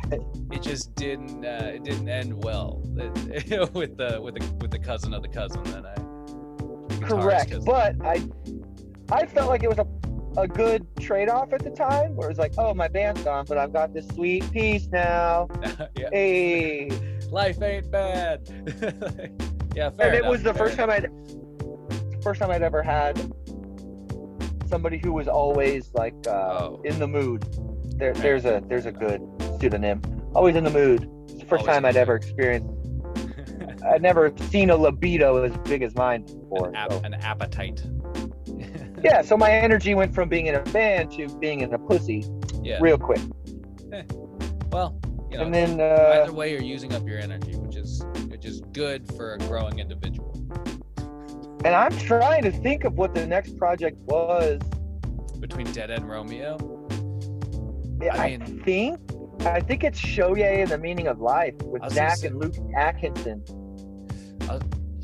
Luke Atkinson, though, I forgot that he was in there. Yeah, he was until he went rogue. Like, he went homeless and moved out of his dad's house and built like a makeshift house in his truck, which was really bad. And he was in the band for maybe one. We played at Lincoln Park when the band shell was still up. If you remember that. Is the band shell no longer there? Did they finally take it down? That old No, it is not. Yeah. Yep. Every morning, Mexican moms from the poor neighborhoods do yoga on that platform. Well, at least that's something like a good use of the space. I mean, like, it's just such a weird... Great fucking use. You know, it's just weird that it's there and it's never used. You know what I mean? Like, it's literally built. It's a frisbee golf course now. Really? God, dude, yeah, I haven't driven down that way in so long. I feel like it. Every time I go to Wenatchee, it's literally like I just go hole up, say hi to the folks for like 2 days, where we just hyper condense on like the things that happened for the last 6 months, because I don't visit often enough, according to my mother, and you know, so on and so forth. So I haven't really like fully seen like developments around town. You know what I mean? You won't be able to miss them next time you come to town. They've installed some roundabouts. They've put in some hotels. They've taken out some businesses and put some new ones in. So what you're saying is they've classed it up, huh? With those roundabouts and those new hotels. I heard they got a what was it? My mom got really excited about it. It's where Shopko used to be. It's a Burlington coat factory. Oh, really? That's good God. That's what your mom was excited about, was a Burlington coat factory. I love my mother, and I'll say it right here. If anybody talks bad about her, I'll fucking kill you. But not to you, Jeremiah. It could be to the hot dogs. Jill's an angel. If you're gonna talk bad about Jill, you're talking bad about me. All right, motherfucker. She was my nurse several times. I will come for you. Yeah. But that's the weird thing. It's like so many people know my mom. So many more people know my mom in the Valley. And then by that's proxy, my grandma. You know? Yeah. No, I do. My grandmother teaches at St. Paul's, or taught at St. Paul's for like 100 years. Every. Did you have her as a preschool teacher? Yeah, I did. She was my preschool teacher. See what I mean? Yeah. My mom, your mom was my nurse. My grandma was your teacher. I say, that's our village, homie. There it is, man. Yeah, that's so funny, man. Like, oh my God, yeah, that's the constant like circling that we're all doing in small towns, and whatnot. I love little towns. But at the same time, though, like there's something very much to be said about the community that could potentially be built out of that kind of, smaller. I don't think how do I say it? Not to get off on too much of a tangent. Big city living has obviously its fucking perks, but there's like this immediate downside to it as soon as you get tired of the hustle and bustle, which does happen. You know what I mean? At some point it happens, and that's why rich people in the big city take vacations to the small, you know. Yeah. Well, I feel like when you're in a big city, the sense of community has such a low common denominator that as long as the person you're interacting with doesn't spit in your mouth and call you a faggot, it was a successful interaction. Yeah. Whereas in small towns, they have a sense of like, this is my cousin's neighbor's son. And like there's like a more willingness for. It's almost like an ego thing. Fair enough, because you know like them, or because you know somebody that knows them. Word about you is going to get back to somebody you know. Yeah, and I have felt that like, you know, that was like one of the weird, at least for myself, that was one of the weird pressures growing up, because I could never like do the fun shit that all my friends were doing like out in the open. I had to like constantly sneakily do it, because either my parents would freak about it if they found out, or like I was always constantly like ducking and covering in case like this car was like somebody that knew my mom, you know, or something like that. Yeah. You know? And do you remember like, smoking cigarettes?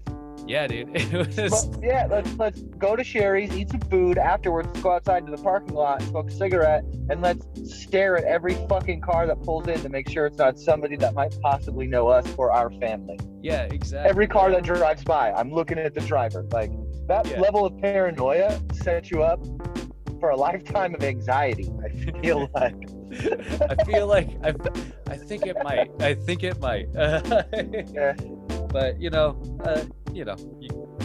either way, there's merits to both. But so between Show You in the Meaning of Life, Dead End Romeo, Show You in the Meaning of Life, how long were you part of that project? Because I remember that kind of. Didn't he eventually do that like solo or whatever? Also, Zach. Yeah. So he did. It was started. Yeah. So you, Luke, and Zach though. And Jesse. Luke, and Jesse. Okay, so Luke eventually is dropped out from the band or dips out.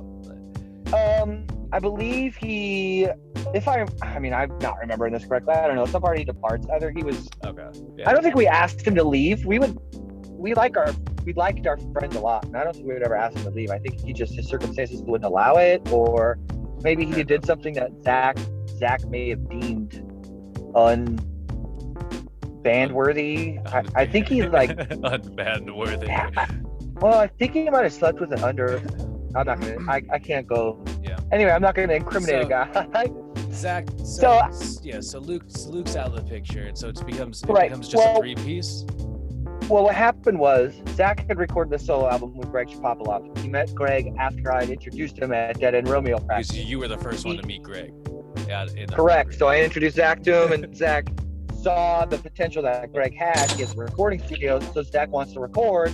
So he got the solo record. But after he recorded the solo record, he realizes he needs people to play the shows. So he recruited Luke and I to do the things that he needed to be done. Luke dips out, and we get Emmett Brooks. Emmett Brooks being the former guitar player of Theoria. And we played one festival, and I don't think we played any shows after that or before that. I think we only played one festival. It's the West Coast's largest alternative Christian music festival, and it's called Tom Fest, and it's held in Camas, Washington. Oh. And I was stoked because when I was a kid, there was a Christian punk band called Squad 5-0, and they had a music video that was filmed at Tom Fest, and I saw that on like Sky TV or some bullshit Christian propaganda network, and just thought this was the coolest fucking thing. That like, oh, I gotta go play this thing. So we play our fucking festival set.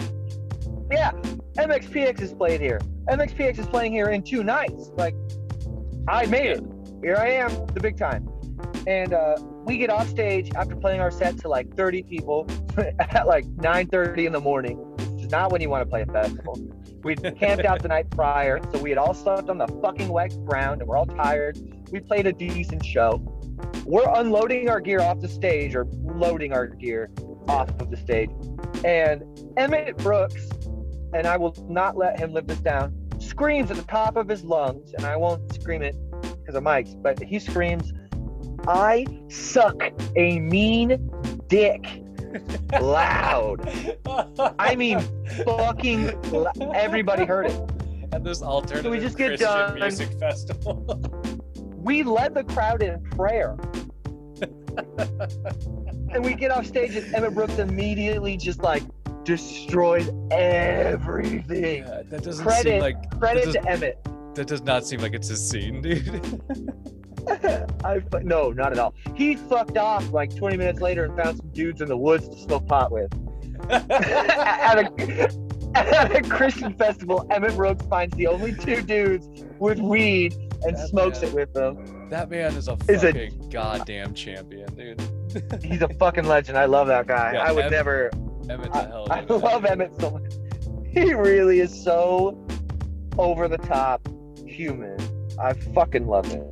Hell yeah. So we do show yay. We play that fucking gig. We're done. We're not playing anymore after that. There's no way. Playing this, you never dried off after that. Like, No, and so Jesse quits because it's like bullshit. Emmett, I think goes to.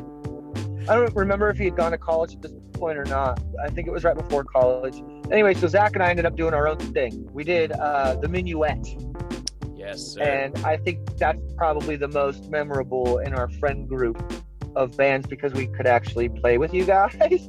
Like we played multiple shows with Schmouder. Which, by the Played way, multiple shows with Forgotten Manners. kudos still to like being able to like. We were always kind of like a hard band to play with. I'll say that. Not that we were like. We played so many shows. Yeah, but we definitely did. Like we ended up pairing up quite a few times. That's fucking cool. You guys are like, we were both shows. Like even though we're completely different music, we were still both something to watch. Yeah. You know, like if television isn't doing it, you can come see people actually doing it. Yeah, exactly. And we made a point. Your band fucking crushed. Nick Flannery fucking crushed. He was a vocalist crushed. Rex on drums fucking like every part of that band crushed. And watching you guys play so many times, I just felt like every open mic night, every actual show that we played together, like you guys were next level fucking ridiculous. Well, we were all point. friends. Yeah. We all partied. Like the estate had already popped off at this time, which we have to do a full comprehensive dive into the history of the estate. That's starting with Luke Gillespie and Josh. Yeah. Well, I need to do. Not to cut you off there, but I guess I've started trying to formulate what the estate podcasts would look like, and I have to reach out to Luke Gillespie and get him on a podcast first. So, you know, and then we can figure out from there what kind of group needs to go. But it all starts with Luke. You know what I mean? I witnessed the birth of the estate in Troy Vines' backyard. We were sitting around a fire. Luke and Josh were around that fire. And Luke approached Josh about a place that he knows. It's the place that his family had previously rented. Yes, sir. And that they need tenants. And that Clement Mickelson is also on board with moving into this establishment. And that night, Josh said, "That sounds great." And in my mind, not at the time, that was it. I wasn't like, yeah. At the time, I didn't see any of that, clearly. Yeah. But like now when I look back on it, I'm like, holy shit. That was the I moment. saw that. Like, yeah, I was fucking over the moon. That moment in Predator when fucking Carl Weathers and Arnold Schwarzenegger, lock arms. That's like Mantar and Luke Gillespie starting the estate. Oh, and not to discredit Clement was a presence in his very own way. And Clement was the wild card. As much as Luke Gillespie wants to attain that, you could consistently count on Luke Gillespie to be wacky and crazy. Yeah. Oh God, yeah. Clement was the Mac of that situation. You know what I mean? He fucked so much pussy.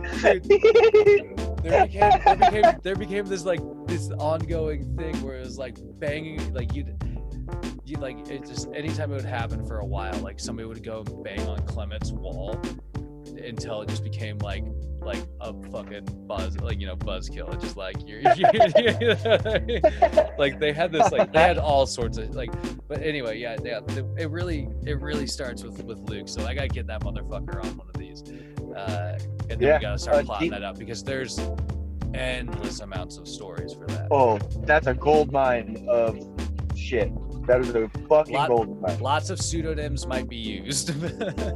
Yeah, I should hope so. Now, on the piano girl story, Scott just playing the piano. Not a whole lot of pseudonyms in that. We tried. Caleb McGrady. There were some attempts. Caleb didn't try for shit.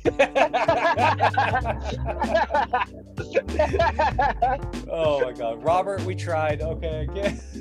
Oh my God, dude, that real, poor girl. Okay, so the estate's popping off. We're all partying together. Yeah. So it doesn't matter what kind of music we're playing. We just want to play shows with our friends. Boom. It's pretty much as simple as that at this point. I forgot. You and Troy were talking about Quincy. And yes, sir. There has to be a conversation about the Quincy show. There's no way when we're talking with Troy that we cannot reference the Quincy show. Because that has to, that Rex and Corpse Paint, you with Let's Party on your chest. Dude, that has to be a thing. It was a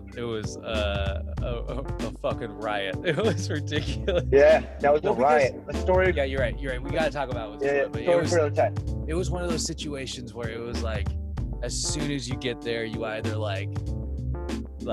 just like, all right, let's just get this over with, or you're just like, all right, let's light this fucking thing on fire. Exactly. Light this firework. Let's go. That's what it was. Yeah. Once you open with the, okay, it doesn't matter. Yeah. So the estate's kicking off.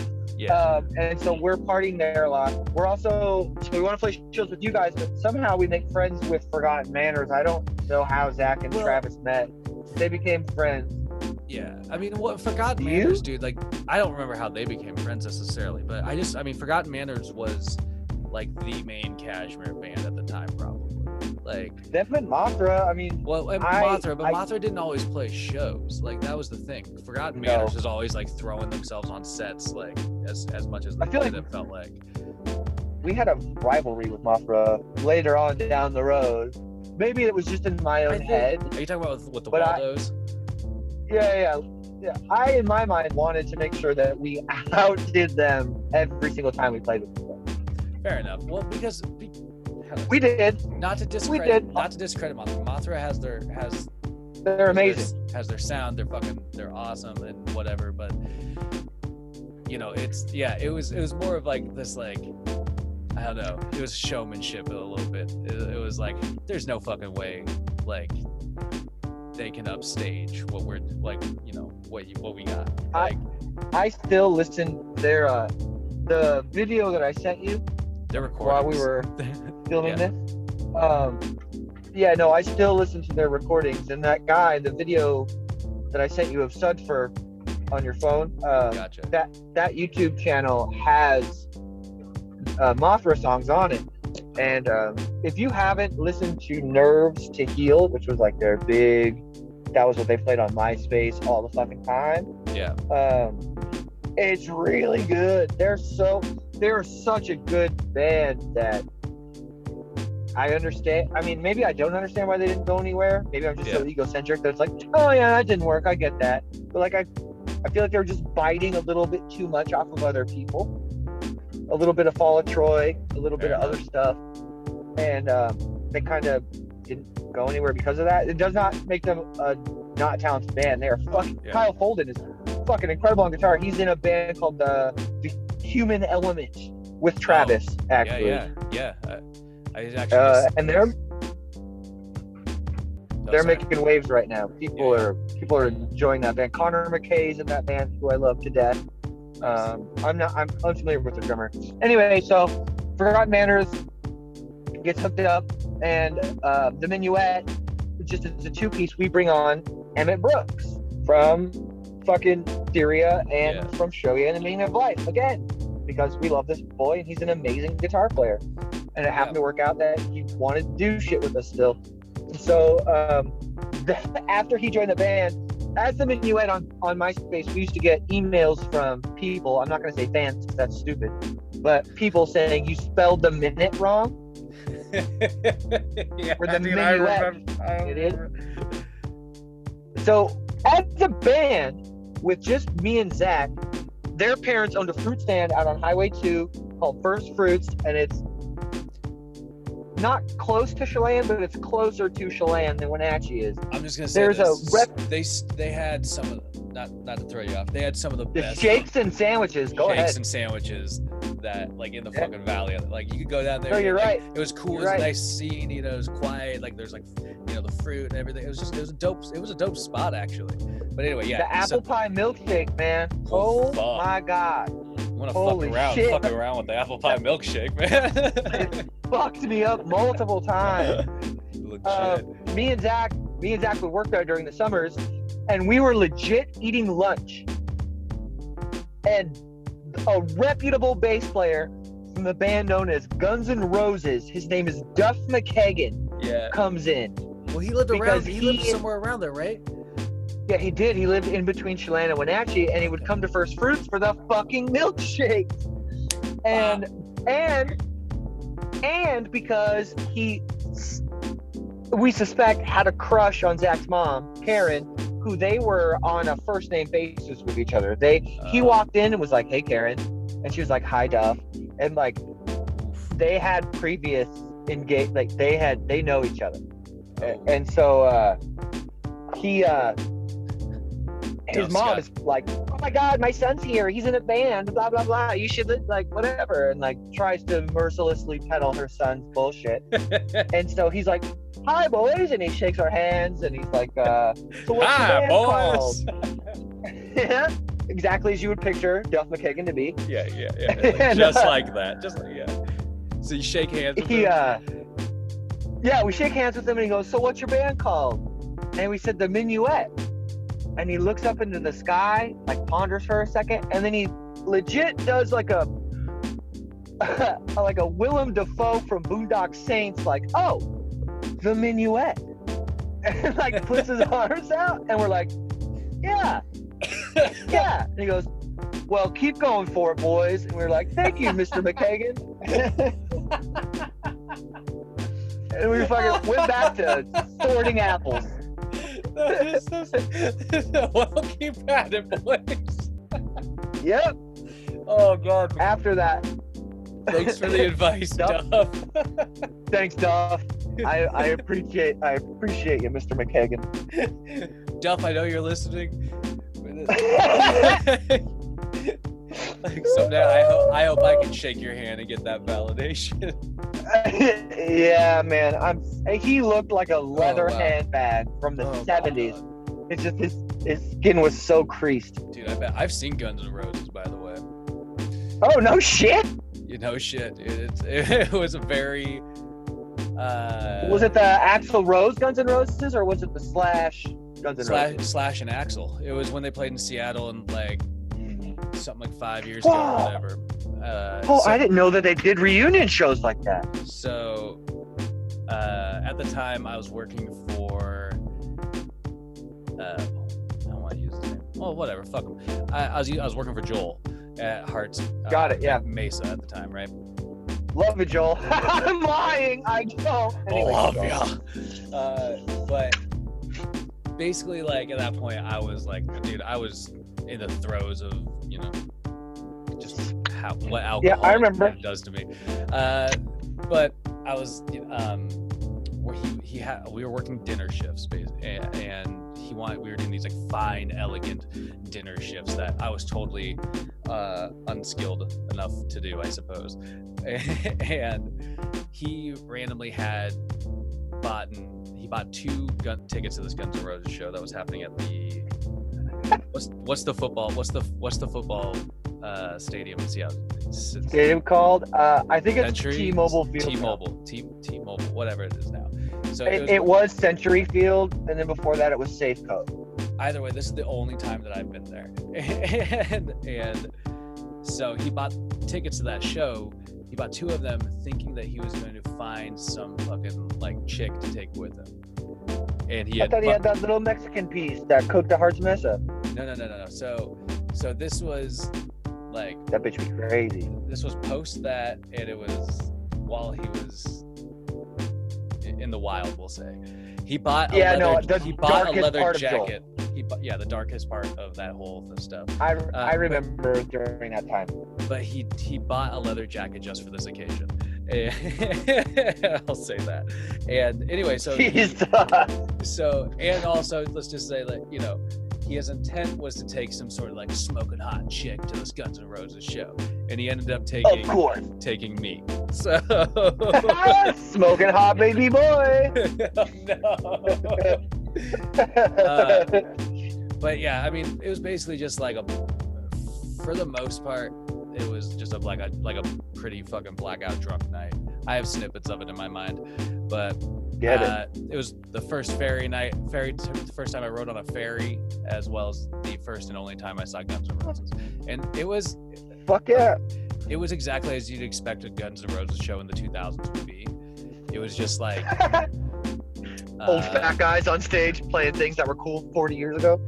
I mean, like, you know, yeah, pretty much, but like it was cool. It was cool. It was cool to see Slash play and Axl. I gotta respect Axl Rose's fucking pipes. Even to this day, like he still can sing like a motherfucker. And I mean, like, I'm not defending Guns N' Roses. I don't really like their whole setup as a whole, but like, you know, individual pieces have some really fucking good talent. I mean, like if you think about Axl Rose's vocal range, you can compare it to like Mariah Carey. You know what I mean? Sure. Like, I will send you the song of Axl Rose where he drops a hard R. And then you can update your opinion if you so wish. Fair enough. There's a song that he drops a really hard R. Yeah. It's so hard. All the blank R's and queers is what he says. Yeah. I mean, I'm not saying to be fair. I'm not saying that I like Axl Rose as a person. I'm just saying, sort of like much like the R. Kelly question. It's like, you know, how do you separate the actual, like, how do you critique the actual talent without critiquing the person? You know what I mean? Right. Yeah. No, agreed. But I mean, on the subject of white people saying hard R, Randy Newman, our favorite human being on the planet, has a song called Good Old Boys where he drops a hard R like 24 times probably, because it's in the hook of the song. Yeah. But he didn't catch any flack for it, and the African American community actually stood up for him because he was portraying a racist person. He wasn't being a racist person, so it's a little bit different.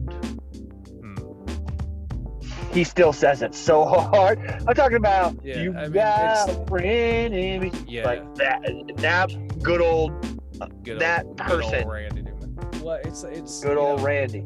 I mean, I would have to like. I'm not trying to like truth check you or anything. I don't know if that was like like a story you think Randy made up to cover it up? No, is that what you're saying, or is that like a legit? No, it's based off of his body of work of being a social activist through his lyrics. Yeah.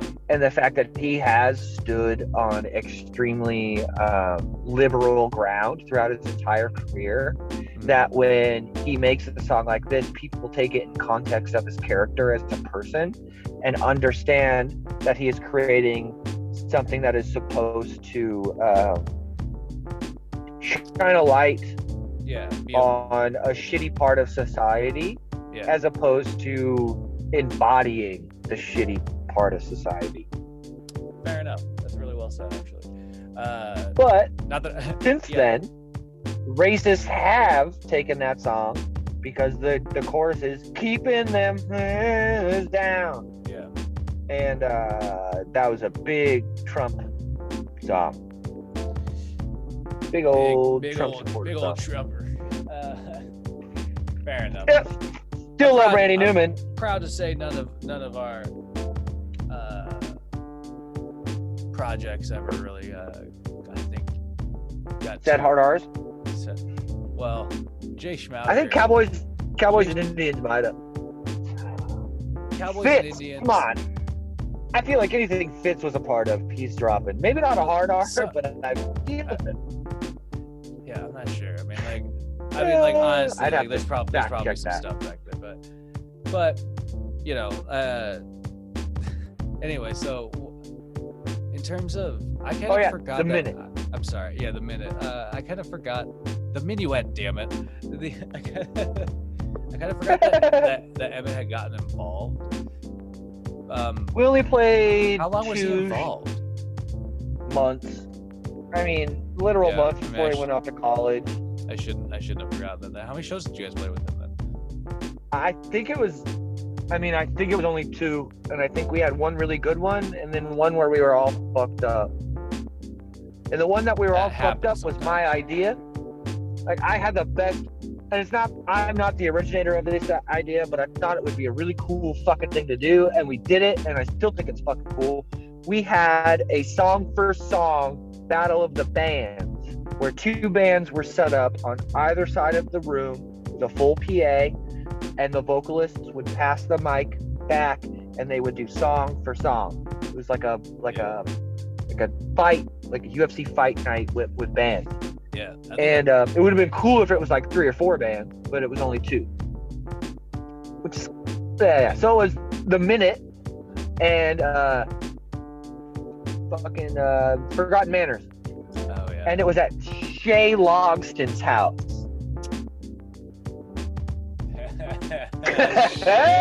Logston, man. Yeah. Okay. Yeah, that good old baby boy's house. I love that guy so much.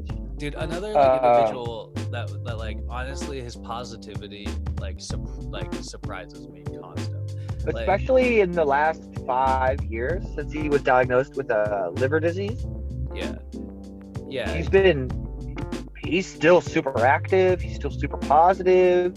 I think he went through a transplant recently. Like, he's a very positive human being. I'm happy that I got to meet Shay Logston. Yeah, exactly. And that was the thing I thought like about him back in the day, was like, you know, again, he's just like, he's one of those guys, like, you know, I don't know. I kind of like, I wasn't like super buddy, but like we, you know, we're always like at the same parties. We were always like bumping into each other. Yep. And I don't know, he just always like gave off like positive stuff to me. And I just always thought it was fucking rad that he did that. But yeah, I've noticed that he's just kept up that fucking mentality, man. And that's impressive, man. He was in that group of people I would classify as like Todd Sutherland, Dane Gifford, David Fitzgerald, and Shay Logston. There were like a few people that fit in like that I am always funny category. Yeah, oh yeah. Shay was always fucking funny. Oh my god. Yeah, dude. Yeah. So you were playing at Shay Logston's house. We're playing at Shay Logston's house. Tit for tat. I'm super fucked up. Yeah. And I remember like because we covered like Miley Cyrus and Clay Aiken, and I can't remember if we played See You Again. I think that's what it was. But I ended up finishing the song with like a 30-second scream, and I was fucked up. You guys did Clay Aiken's Invisible though, right? Yeah, Cafe Mela like 3 times. If I was invisible, we turned it into like a dance metal song. Yeah. So bad.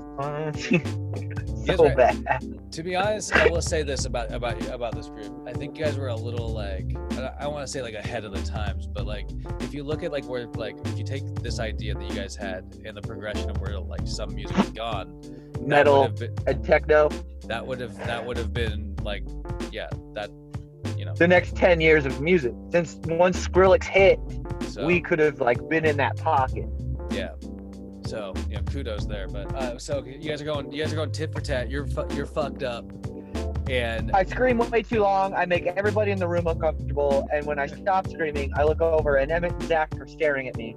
Zach actually tapped me on my shoulder in mid scream to try to get me to stop, and I didn't stop. I kept going because I was fucked up. Shit, That's like dude. the only thing I remember from the whole night. I'm sure everything else was sloppy and gross as shit, but it was a fun fucking night. Well, sounds Yeah. impressive. Yeah, I think that was the last. Shit, I think that was the last show. I mean, we don't have to talk about the community center show. We could talk about that with Troy, because that's. And I mean, you and Dusty and Troy should talk about the community show first, because I feel like Dusty, I hope, remembers that, because he made a snide remark that Zach kind of chewed on him for it, which was absolutely ridiculous. You'll never play in this town again. I do. I fucking never play in this town again. It's literally his words. Yeah. Yeah. So after that, I don't think it was anything till the Waldos. Fair enough, man. I think that was the last show I played until the Waldos, and the only reason that happened was because you started smoking my cigarette. I got tired of Pall Malls. Yeah. Jesus Christ. Yeah. The Waldos is like a whole thing. I mean, like, you started before me. I wasn't even in the band when you guys started. yeah, it was. So how did the Waldos start? Go through that. Dude, I don't even. I need Caleb here to help me recall this. Like, I mean, from what I remember, it was me, Rex, Caleb, and I can't remember if Jasper was on board before, because if Jasper was on board before, you were not. But I remember in the formation. Jasper was not on board with me. Okay, yeah, because he came on later. Then. Caleb was playing bass. Yeah, and but it, I remember, like, when we were formulating it, that like I had you in mind to be in this group, because like at the time of like this, how I say it, like I don't think Zach's like a bad guy by any means. I think he holds himself to a really professional standard. He was out of town at the time, and he was gone anyway. I thought that even though the minuet was awesome, I thought that some of your talents were better suited for other things. If you get my drift. Yeah. No, I get it. And that's why when like trying to formulate this, like, a little, like, I don't know, it was meant to be heavy, but it was also meant to be for myself, like, an outlet to like write some like not bullshit lyrics potentially, but ended up some of them. I ain't your baby's daddy. Some of them end up being very, I ain't your baby's daddy, fucking, punk rock, skateboard. That was Rex though. Rex wrote that fucking, like, the most memorable part about that song was all Rex, and I will say that. That was the most memorable part of the band. That's the only song anybody fucking remembers.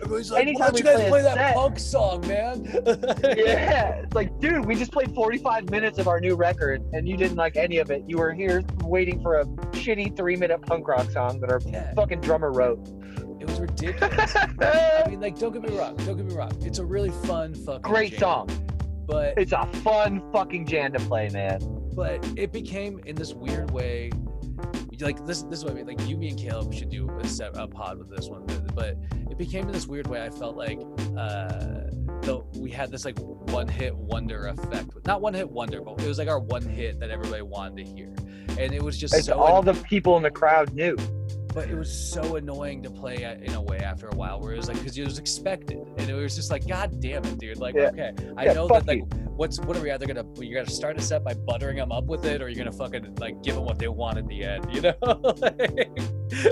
Neither. Neither, because in the meantime, it's a whole fucking chaotic scene. Do you remember that we used to start shows with all of our fucking hands in the middle, doing like the in a pentagram. Going, yep. Hail. Super important for a band to come together as one before they display themselves as separate on a stage. Yeah, I mean, the birth of the idea of the Technicolored Waldos of the whole Technicolor aspect is. I don't recall where it came from, but just the idea that we were all going to play live in Technicolor. I mean, we did. We had our own colors. We for sure did. I mean, best themed band I've ever been in. I was the Red Waldo. Yeah. Jasper was Jasper's the Blue Waldo, I think. I was yellow. You were yellow. Caleb was green. Rex was purple. And then the white Waldo. And then the glorious white Waldo. Great white Waldo. We eventually speared him and brought him on board. Roped his ass in. Yeah, basically. Fucking A. No, I mean, like, yeah, that band was fun as fuck, though. Like, to be frank, like I think to this day it's one of the most fun bands I've been in, and it's set up. And I want to bring this up when we start talking about Simon in the Troy podcast. That it brought up hangouts. Yeah. Like you go in, you play a couple songs, or you play the set, and then you go outside, you throw a frisbee, you smoke a cigarette, you smoke a bowl. Yeah. You get high, you drink a beer or whatever. Like, you hang out. Like, that's the main part, and that fucked with every band I've ever been in. Like, I have established that. Hang out. Have established that in every band we've ever been in, where it's like play a couple songs, chill out, hang out, make sure we're grooving and jiving, and then get back to it. Like, that's when it works the best, is when you're all best friends, when you're all like grooving with each other and shit. And and I guess that was like a staple. Like, you guys did that in Schmouder. You guys did thing Rex. I don't know if Rex brought it in, or if I don't know how that ended up in the equation, in like the routine of it all. Yeah, it stuck with me all the way up until Anthropocene. I forced those fucks to stop. Like, no, we're going outside. We're hanging out. Like, we're tossing the football around. Like, no, we're spending time together. Exactly, man. It's needed. It's needed to be able to like perform together, you know, and then like and write together and be as. I mean, how do you be songwriting and like writing things like is an intimate process either, like any way you look at it, because you're communication. It's communication, and you're fucking with ideas that people are like presenting to each other. So it's a vulnerable time for anybody to be like, hey, I got this idea. Like, what do you guys think? You know? Yeah. Like, please don't tell me it's shit. Yeah. Or like, please don't just like top it with something else. You know? Oh, that's cool. What about this? Yeah, but what about what I wrote? Yeah. Well, fuck. But you know, like that was the thing. It's like, I think you're right, because of the hangout aspect of band practice, which was something to always fucking like look forward to. Like, that was the part of the day to always fucking look forward to. All the time. And like it definitely like made, you know, the competitiveness, I think, and like the ego kind of go down a lot with like the, you know, how we wrote together and stuff like that. There wasn't a dominant one. There was no alpha. There was just us as a group.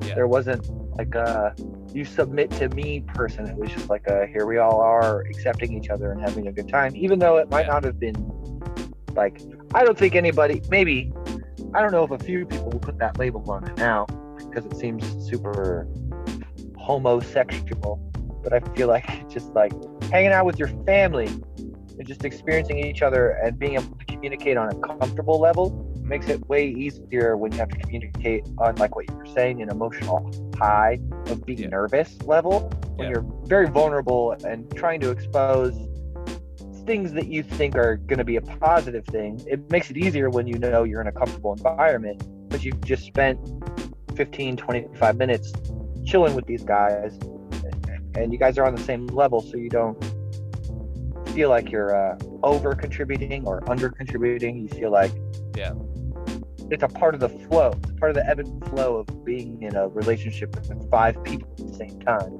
Yeah, I agree.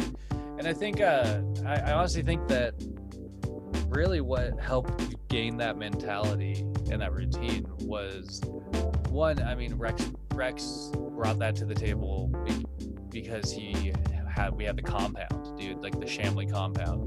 Was like, it was set up for band practice. It was just that big room, that big garage like space, and you know, with the pool table in it, and all of his dad's like old concert tickets and like the fucking bar top, and like, you know, still there. Out back was the fucking skate ramp and everything, you know. Like, not there anymore, but yeah, fair enough. But it was like, you know, it I mean, it became like our little spot, man. Like, it was, and the safe zone. It was, and I think that it was and looking back on it, like it was really important to like my life that became a thing, you know, and like that became like a space to be able to go to, you know what I mean? It dictated the next 10 years of band relationships that I had, for sure. Oh, for sure. And all sorts of other crazy shit happened there besides band practice, dude. Do you remember the gigantic water slides that they would set up? That Rex would do standing up on a boogie board, and he would like do sex changes and fucking body burials and shit, just down this water slide that you could break your neck on. And he's just like, oh, doo-ba-doo, another day at the office. Indie grab into the pool. Just ridiculous shit, man. Yeah. I mean, that's Rex, though. He's this ultra extreme, unafraid personality that I have envied ever since I fucking met it. He's just so fearless. I don't understand how you become that fearless in everything. That's what I mean. Like that's it's something I eternally respect about Rex, is that he's fearless is a great word for him, and he's just like, he's got this like force, like this energy that just like when he starts like putting his fucking like attention into something, like it, like I don't know, it's just like driving force. And that was a huge thing. As soon as he sat down behind the kit in the Waldos, it was just like, it was fucking on, dude. Like he would play something and you're just like, all right, like somebody's got to match it, you know? Yep. Yeah. I mean, and that's like, that's his MO, sort of like he has this super, it's almost like an iceberg. Like it's so calm and so strong at the same time that it doesn't seem like anything. And then you hit it and you realize that you are fucked. Like if you're a boat just chilling out with your creativity or whatever, and then this asshole, like you said, jumps behind the drums, no anxiety, no like, oh, I hope this is okay, guys, or like, oh, please don't laugh at me. He just gets behind it and then commands it and immediately starts getting reactions out of the people around him. Like it's always calming. It's never frantic or anxious. It's always okay, let's go. Hell yeah. Well, that's goddamn, dude. Like I genuinely, you know, not just like, you know, I just genuinely miss this group of people to play music with. You know what I mean? Yeah. Because of these various reasons, like Rex bringing that energy and that like, you know, just mentality to the band.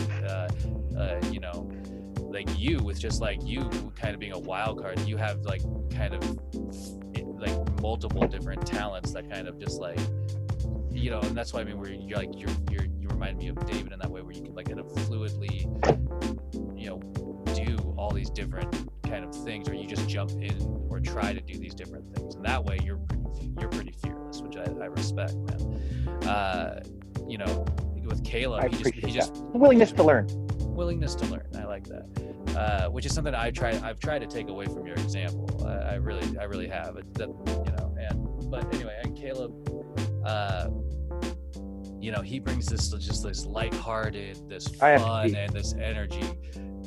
Keep talking.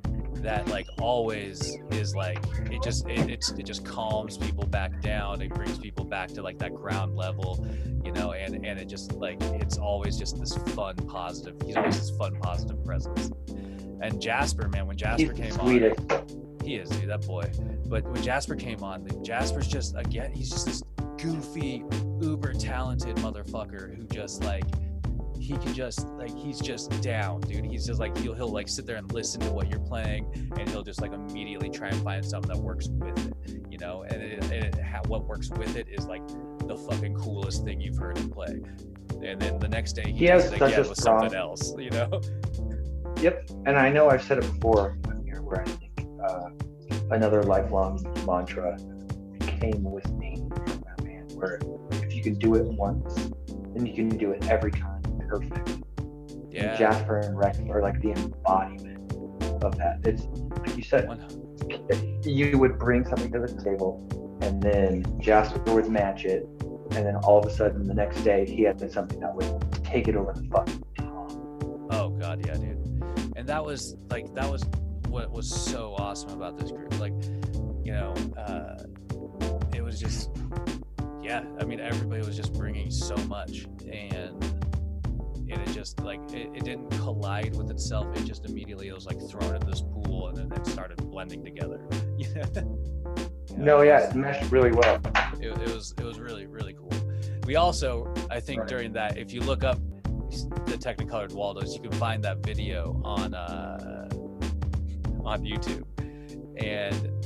on MySpace. Which one? Or no, maybe it's on YouTube now. There's this like old video that we did where okay, hold on. It was like, I'm gonna flush the toilet. It was like us. Okay. I'm gonna flush the toilet. Do it.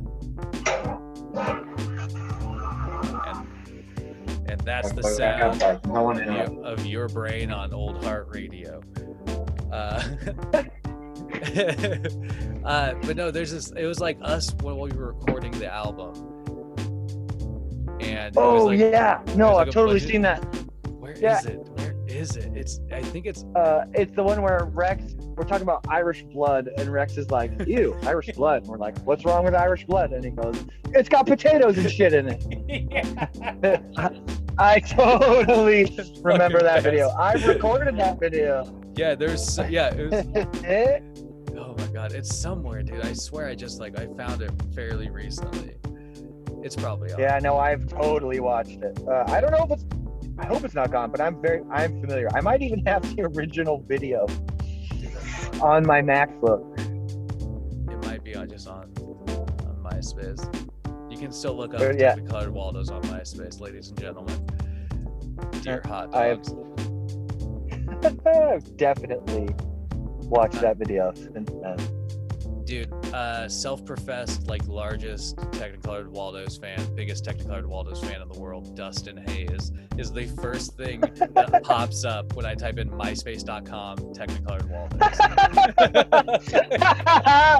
Thank you, Dustin. Dude, shout outs to Dustin, man. Shout out to the Nightmares. Shout out to, what is he in? Not All There or something like that. Yeah. And he's shout out to Dustin Hayes' solo project. Shout out to Dustin Hayes. He's chronicling the music throughout the Wenatchee Valley. Yeah. Through time, man. He's digging up so many random old records and things, and things on labels I have never even heard of, but were around back in the day. It's really cool, man. He would be a great one to get on this podcast too, even though he might not have been in our friend group. His unique perspective. He was at those shows. He did see those things happen. Oh yeah, he's a local. Well, for sure. This whole, the fact that all these pods with the friends are happening is sort of unprecedented. I didn't know it really get the ball rolling and people would really want to continue doing them. And so it's become this thing with this program. And I've thought about branching it off and just doing a different show. But at the same time, because I just don't want to discourage. I want people to understand the atmosphere of the show, and you guys are really helping me cultivate that, because it's this friend. It's supposed to be a friendly catch up. We're just hanging out, we're shooting the shit, we're just fucking talking, whatever the fuck comes up, and but I want to keep that with other people, because that's sort of, for me, that's one of those things. I socially really suck. I don't put myself out there anymore. I don't really get.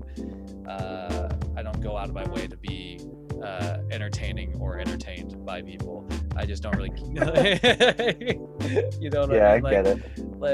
I'm just sort of and I don't necessarily like that. And so the reason Dustin would be a great person on the show, not only is because the work he does, but because it would also be another. This whole show is it's a way for me to just kind of get to know other fucking people, whether that's in real life over Zoom, or get reacquainted with people and caught up or whatever. It's communication happening in some sort of form. And that makes us all better humans, I think. No, I agree. I mean, we are a nucleus that has been spread out, and you are the centrifuge that is bringing us back together. Well, I think Old Heart Radio is doing that. I don't know. I guess I do everything for Old Heart Radio, but eventually I want to put everything. I don't know. Eventually, it'd be nice to like have a way to get things involved, get things going in different ways, and get things growing in different ways here. Like, dude, I thought about Dreamos the other day for the first time in a long time. I have not stopped thinking about. I think about it every day. Boy, I've been thinking about so goddamn much lately. I like thinking about having Jameson Jones and Caleb McGrady and Dusty Gill, you know, with his like repertoire of like funny fucking like animated voices, and like Troy Vines even with his, you know, and like getting all these characters kind of back, you know, these friends kind of back in the communications got me thinking like things like that would be really fun projects to try to like, you know, use as like one time a year we all like get together and try and record this thing, you know, like this program or whatever, and like the rest of the year we all spend troubleshooting and doing notes on stuff or whatever in between other casts or whatever we do. I'm just hoping that we can continue. I don't know if everybody else is as, I mean, I don't want everybody to be as interested as I am at the moment. I want them to be at whatever they want to be at with this show. I'm just grateful that people are participating, you know.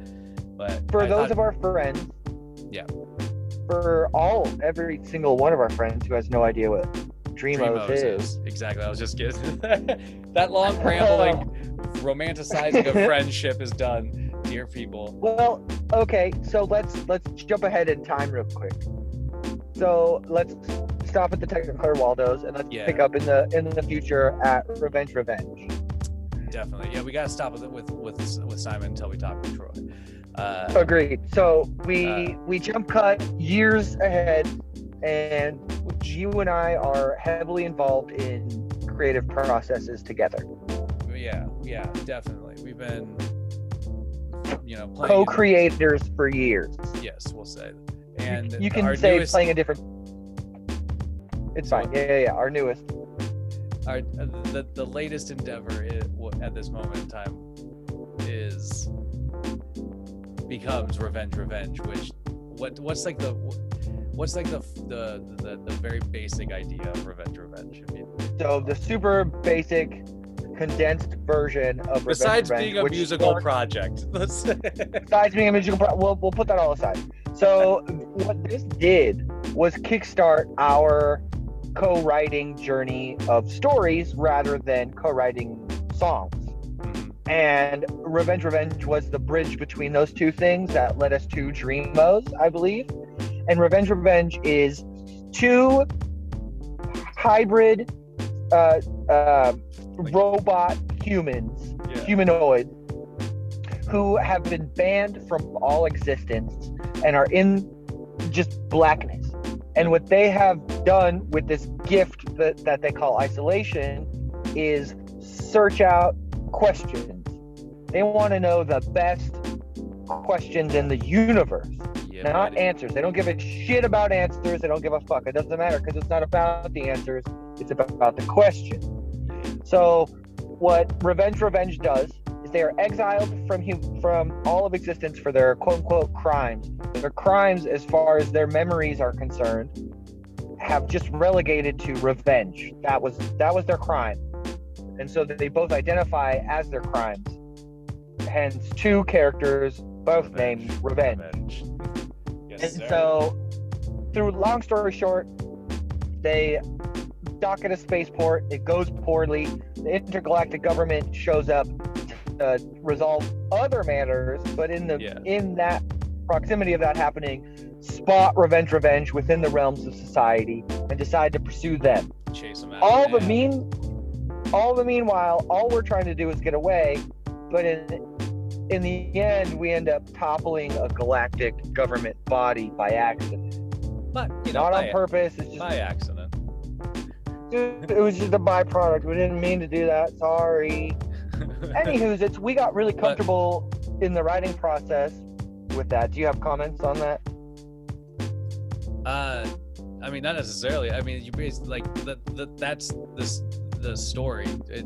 I think to this day, I've wanted to always flesh it out more than we ever got a chance to. And a lot of that has to do. Well, here's the thing. Like, so there's that, you know, like this is a testament to like your creative drive, dude. There's so many tracks of sonic, patterns and noises and sounds and fucking legit music, man. Some things sound like just like fucking like space ballads, and it's like there's just so much just sitting there, and I feel so, how do I like, in a way I feel guilty because it's like we started down this road and I feel like I didn't get a chance to follow it through, and I feel like you brought a lot of that. But anyway, I'm glad we're talking about Revenge, because I was thinking about whether or not I was going to bring it up on the cast or not. But I had this idea a while ago, and I can't never remember if I pitched it to you. But I thought it would be so funny because of the proximity that we're in and the fact that, there's all this work. We should each take 5 tracks out of there and chronicle a twin EP of like basically like a diary. So here's the idea. So at some point, and we can flesh this out off cast, but at some point we get split because of circumstances, and these 5 tracks are like the journey that we have had, like to get back to each other, to get back to like will eventually be a Revenge album, you know what I mean? But right, but the idea I like that. But the idea of the twin album is that one's revenge and one's revenge, so you have to put them together to be revenge. To get revenge. Yeah. So, that'd be so, even if they were called the same thing, that would be so hard. Dude, I'm telling you, man, I really think that'd be good. Yeah. You release it as a solo project for each. So like you have a Spotify, I have a Spotify, and then like if we have to like Revenge .01 or whatever, like we can figure out some shit. But like, we'll flesh it off outside the podcast. So I want you to think about that, man, because that's been floating around. A long time ago, it feels like I set aside like a handful of tracks that I know I want to try and take a crack at. One of them is 057X, of course, but. Of course. Completely inspired. I mean, we had a whole story based off the 057X, 057, like all the other different zero whatevers. There was like 3 or 4 of them, but they were their own robots that were in space. Well, there's 057X, there's 427X, which is a number that both it hits for you and I because for hard, reasons, dude. And then there's there's a couple more. I can't remember the other one. But there are a series of that. There was one. They mimicked the hear no evil, see no evil, speak no evil monkeys. Yeah. Where they were each a specific attachment of one of those senses, and they could only absorb those senses. Dude. Anyway, that's a whole thing. So not to throw that so on your much plate, that we did. So we did Revenge, and we're gonna do more of Revenge. But that eventually led to the idea of creating a radio show. We have to talk about the show the one show that Revenge was able to get on, and how. Don't get me wrong. I will say this. Besides my you say how bad it is. My vocal performance. You had your parts pretty much down. I thought I did when we went into this, and I was just like, whoop, I'm lost. Like, and I learned that day that you never, ever, ever, when performing hip hop, ever mute the backing track. Always just turn it down. So the vocals are still happening in the background, and the guy, the rapper, the artist who's making the mouth voices, knows where the song is. Yeah. And instead, I just muted them, and so you had no idea where you were in the beat. Well, and so it was an L for both of us. Like I fucked us, and then our performances ultimately fucked us. Yeah, but it was one of the best shows we've ever played. Exactly. It was one of the best shows. It was so fucking epic, like because the hype what's was his real. name came up to us afterwards. The hype was so real. Paige Forehand was there. For all of those who know, Paige Forehand made it out to that gig. Where were y'all? that other DJ guy. This was what one was of one of the first nights that me and Nadine would have been like really like doing something together, because she got the one. She took the one amazing photos of Revenge. The one that's our. If we ever get married, that's the photo that's going to be at the wedding. Yeah, for sure. That's the photo.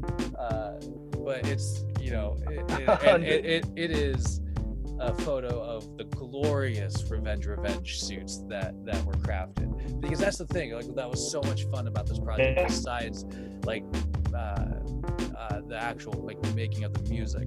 It was all the context, man, all the context that we were putting into it.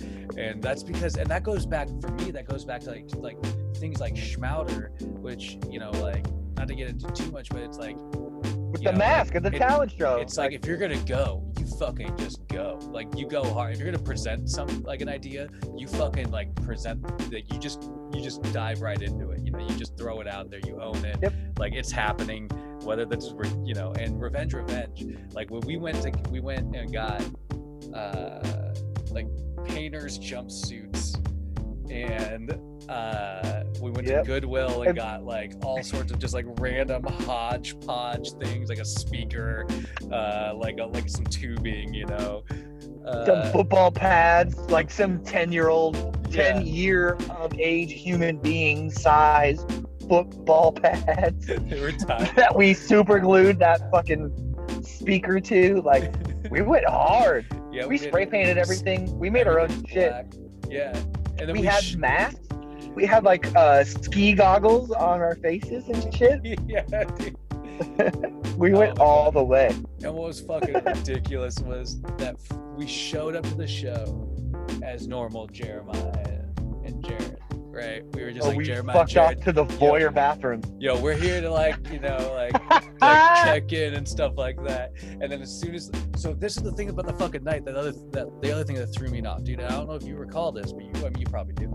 Like, it took forever to get the show going, because we had to have a scan disc with the beats on it, or a thumb drive, and it didn't work because mine was conditioned to a Mac and he didn't have a Mac. Well, so like our set. It wasn't just that though. It was like the overall show. Like oh yeah, no, I don't remember that. There was like a couple of people that weren't there on like to like on time. The set wasn't even like, the whole set list or like show list wasn't even like figured out. And so there was like 10 people on that bill. Yeah, it was yeah, they were just trying to jam as many hip hop acts around from Olympia, Washington as they could. And so they were, which I'll say at the time there was a couple, but including Revenge. Right. But so they were trying to like organize this thing on the fucking fly, and so it kind of dragged out like the whole opening of the show, and then basically who was at the time probably like the most known MC from Olympia at the time was MC Swamp Tiger, because like there had been some sort of like random write-up about him in the New York Times or some shit like that. And cool guy, or like a mention of him. Yes, he was actually he was a very nice guy from what I recall. He praised us. He came up to us after the show and fucking ate our assholes. I think he liked the context, but but that was the thing. So like when everything was getting organized, from what I figured, I was like, well, obviously Swamp Tiger's got to be like near the closer, because he's going to be like the fucking person killing the night, right? But they start the night. They decided to like throw him right before us. And so he does his set right before us. I go piss my pants, and then we change into the fucking revenge costumes.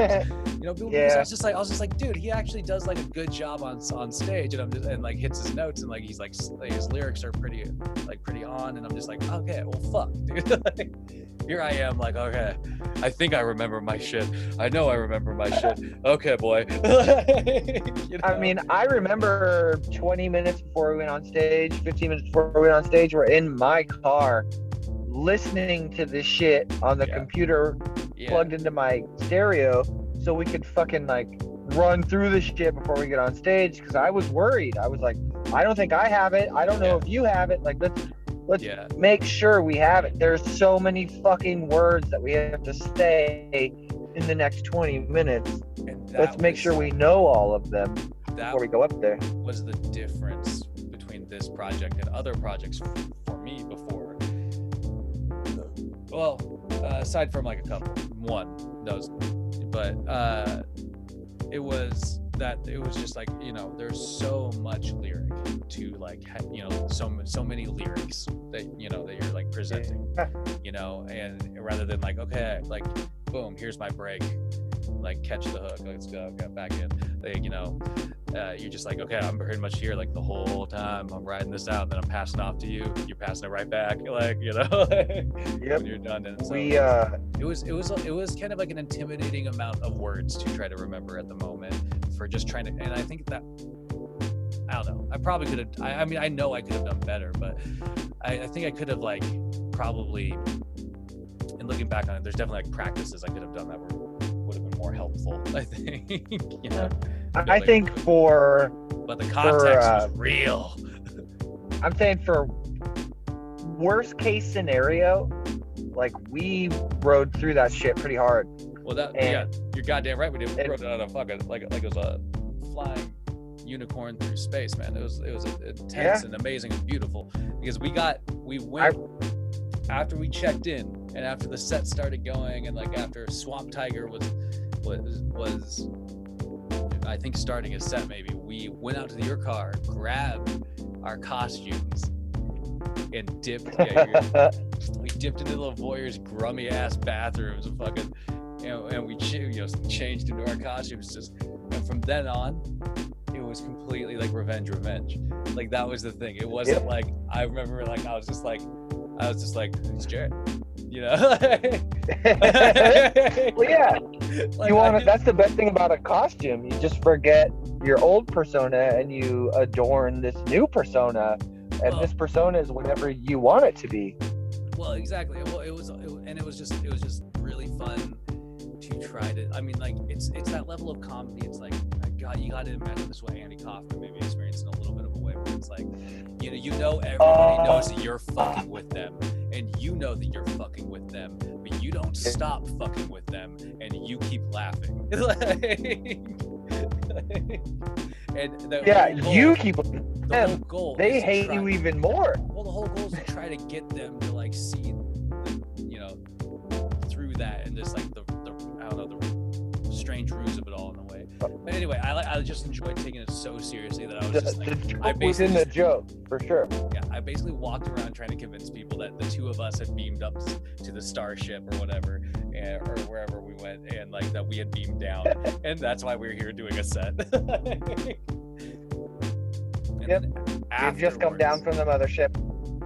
Afterwards, it was sort of the same thing when we changed out of costume. Sometimes I remember people would come up and be like, yo, weren't you that guy? Like, well, because while we were hanging out in the Boyer. And a couple of times I was just like, no. Like, I don't know who you're talking about. Like, are you talking about those I remember those android brothers that flew back up to their spaceship and left Earth? Yeah, I'm not one of them. Yeah, no. How could I be? They left Earth, you fucking idiot. They're gone. How could I be one of them? What? Use your logic, Mike. I'm here at the Voyeur, dummy. Yeah. No. Do you see any space attire on my body? Exactly. No. So fuck off. Freaking ding. But I mean, that fucking Swamp Tiger, that boy came up to us afterwards and was just like, I wanted to do a space thing, and then you guys did a space thing, and like, oh my God, you guys are so cool. And literally just ate our asses for a good 3 to 5 minutes. He was so fucking into that. We're not even 2 Dreamos yet. Yeah, when you have it, you have it. We're touching 2 hours probably. No, actually, I was just gonna say, my friend, we're at about like 2 hours 40 minutes. So yeah, I was thinking I might wrap this one up because we still have a litany of things to talk about. We have whole bunch. Well, we have King Lames to talk about. We have, you know, like other, you know, just a bunch of stuff. We have a friend that we haven't even fucking touched. We haven't even talked about Deep Soak, dude. I know we haven't even broached the topic of Deep. we also did. I wanted to ask you one thing before we go. This will be the last thing that I have to do. Yeah, no worries. Does Troy know that we ran with Simon the Leper? I'm pretty sure. I mean, I'm pretty sure he's aware of the fact that, like... Does he, though? I mean, either way, I don't think he's going to feel bad, feel weird about it. No, I was hoping that he... I hope that he heard that, but I really hope he heard a friend, because I think a friend is really what we wanted the original Simon the Leper to be, but not executed as well as we could have with the original Simon the Leper, because we didn't have the experiences that we did. And I feel like a friend was like a really mature rationalization of our ability to collaborate.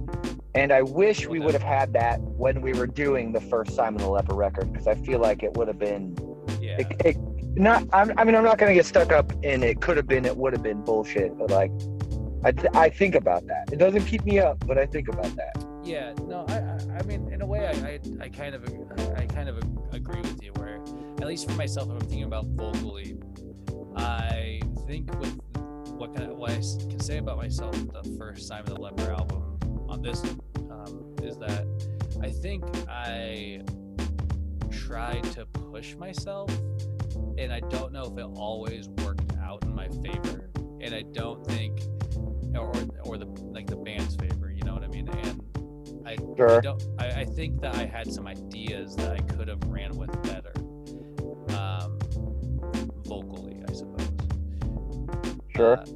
But yeah, a friend, like, the thing that worked about that was that, you know, Deep Soak is very similar to Troy in a way where Troy is this very, like, calming, precise, like, on it person behind the kit, you know, and I don't think, not to discredit Deep, but, you know, like, Troy is very, very, like, perfect, and Josh always, you can tell with every practice that he wanted to seek perfection, and that he always strove for it, dude. He was always practicing on a pad in between practices. He was always talking about trying to get new gear.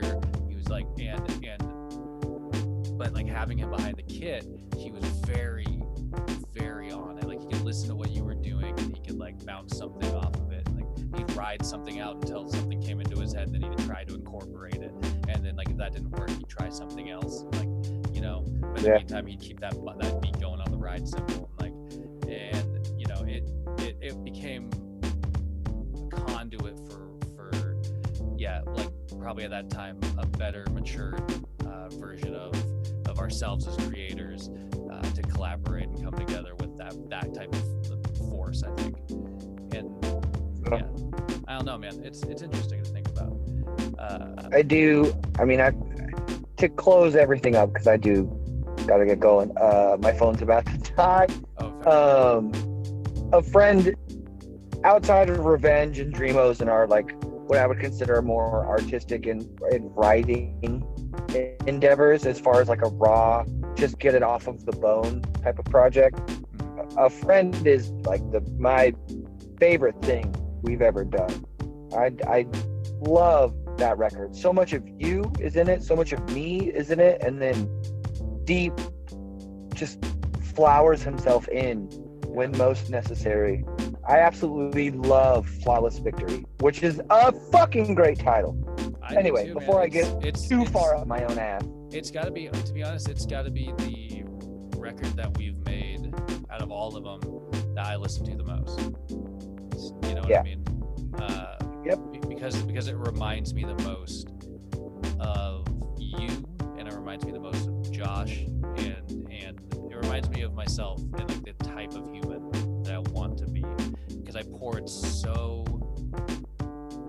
We'll talk about it later. But I just poured what I had into it at the time, and I don't know what result that came out with for other people, but it worked really well for what I needed to get off my chest. You know what I mean? Black Bear still fucks me up to this day. Hey, man. I mean, I feel like at one point in our relationship, you told me that you wrote it for me, and that song Yeah. Fucks me up. Still It's to about- this day listening to it. It's about having a best friend. Yeah, Yeah. that song fucks me up, Jared. It makes me feel like I fucked off a lot of responsibility. I love you, and I love hope you have you a too, wonderful Hot rest of your dogs. night. Thank you for everything. Jeremiah, thank you for this almost 3-hour fucking podcast. Holy shit, man. Seriously, though, dude. I hope someone listens. Oh, they will. I hope you have a good night, my friend. Much Uh, love. Do the same, my brother. Take it easy. Much love.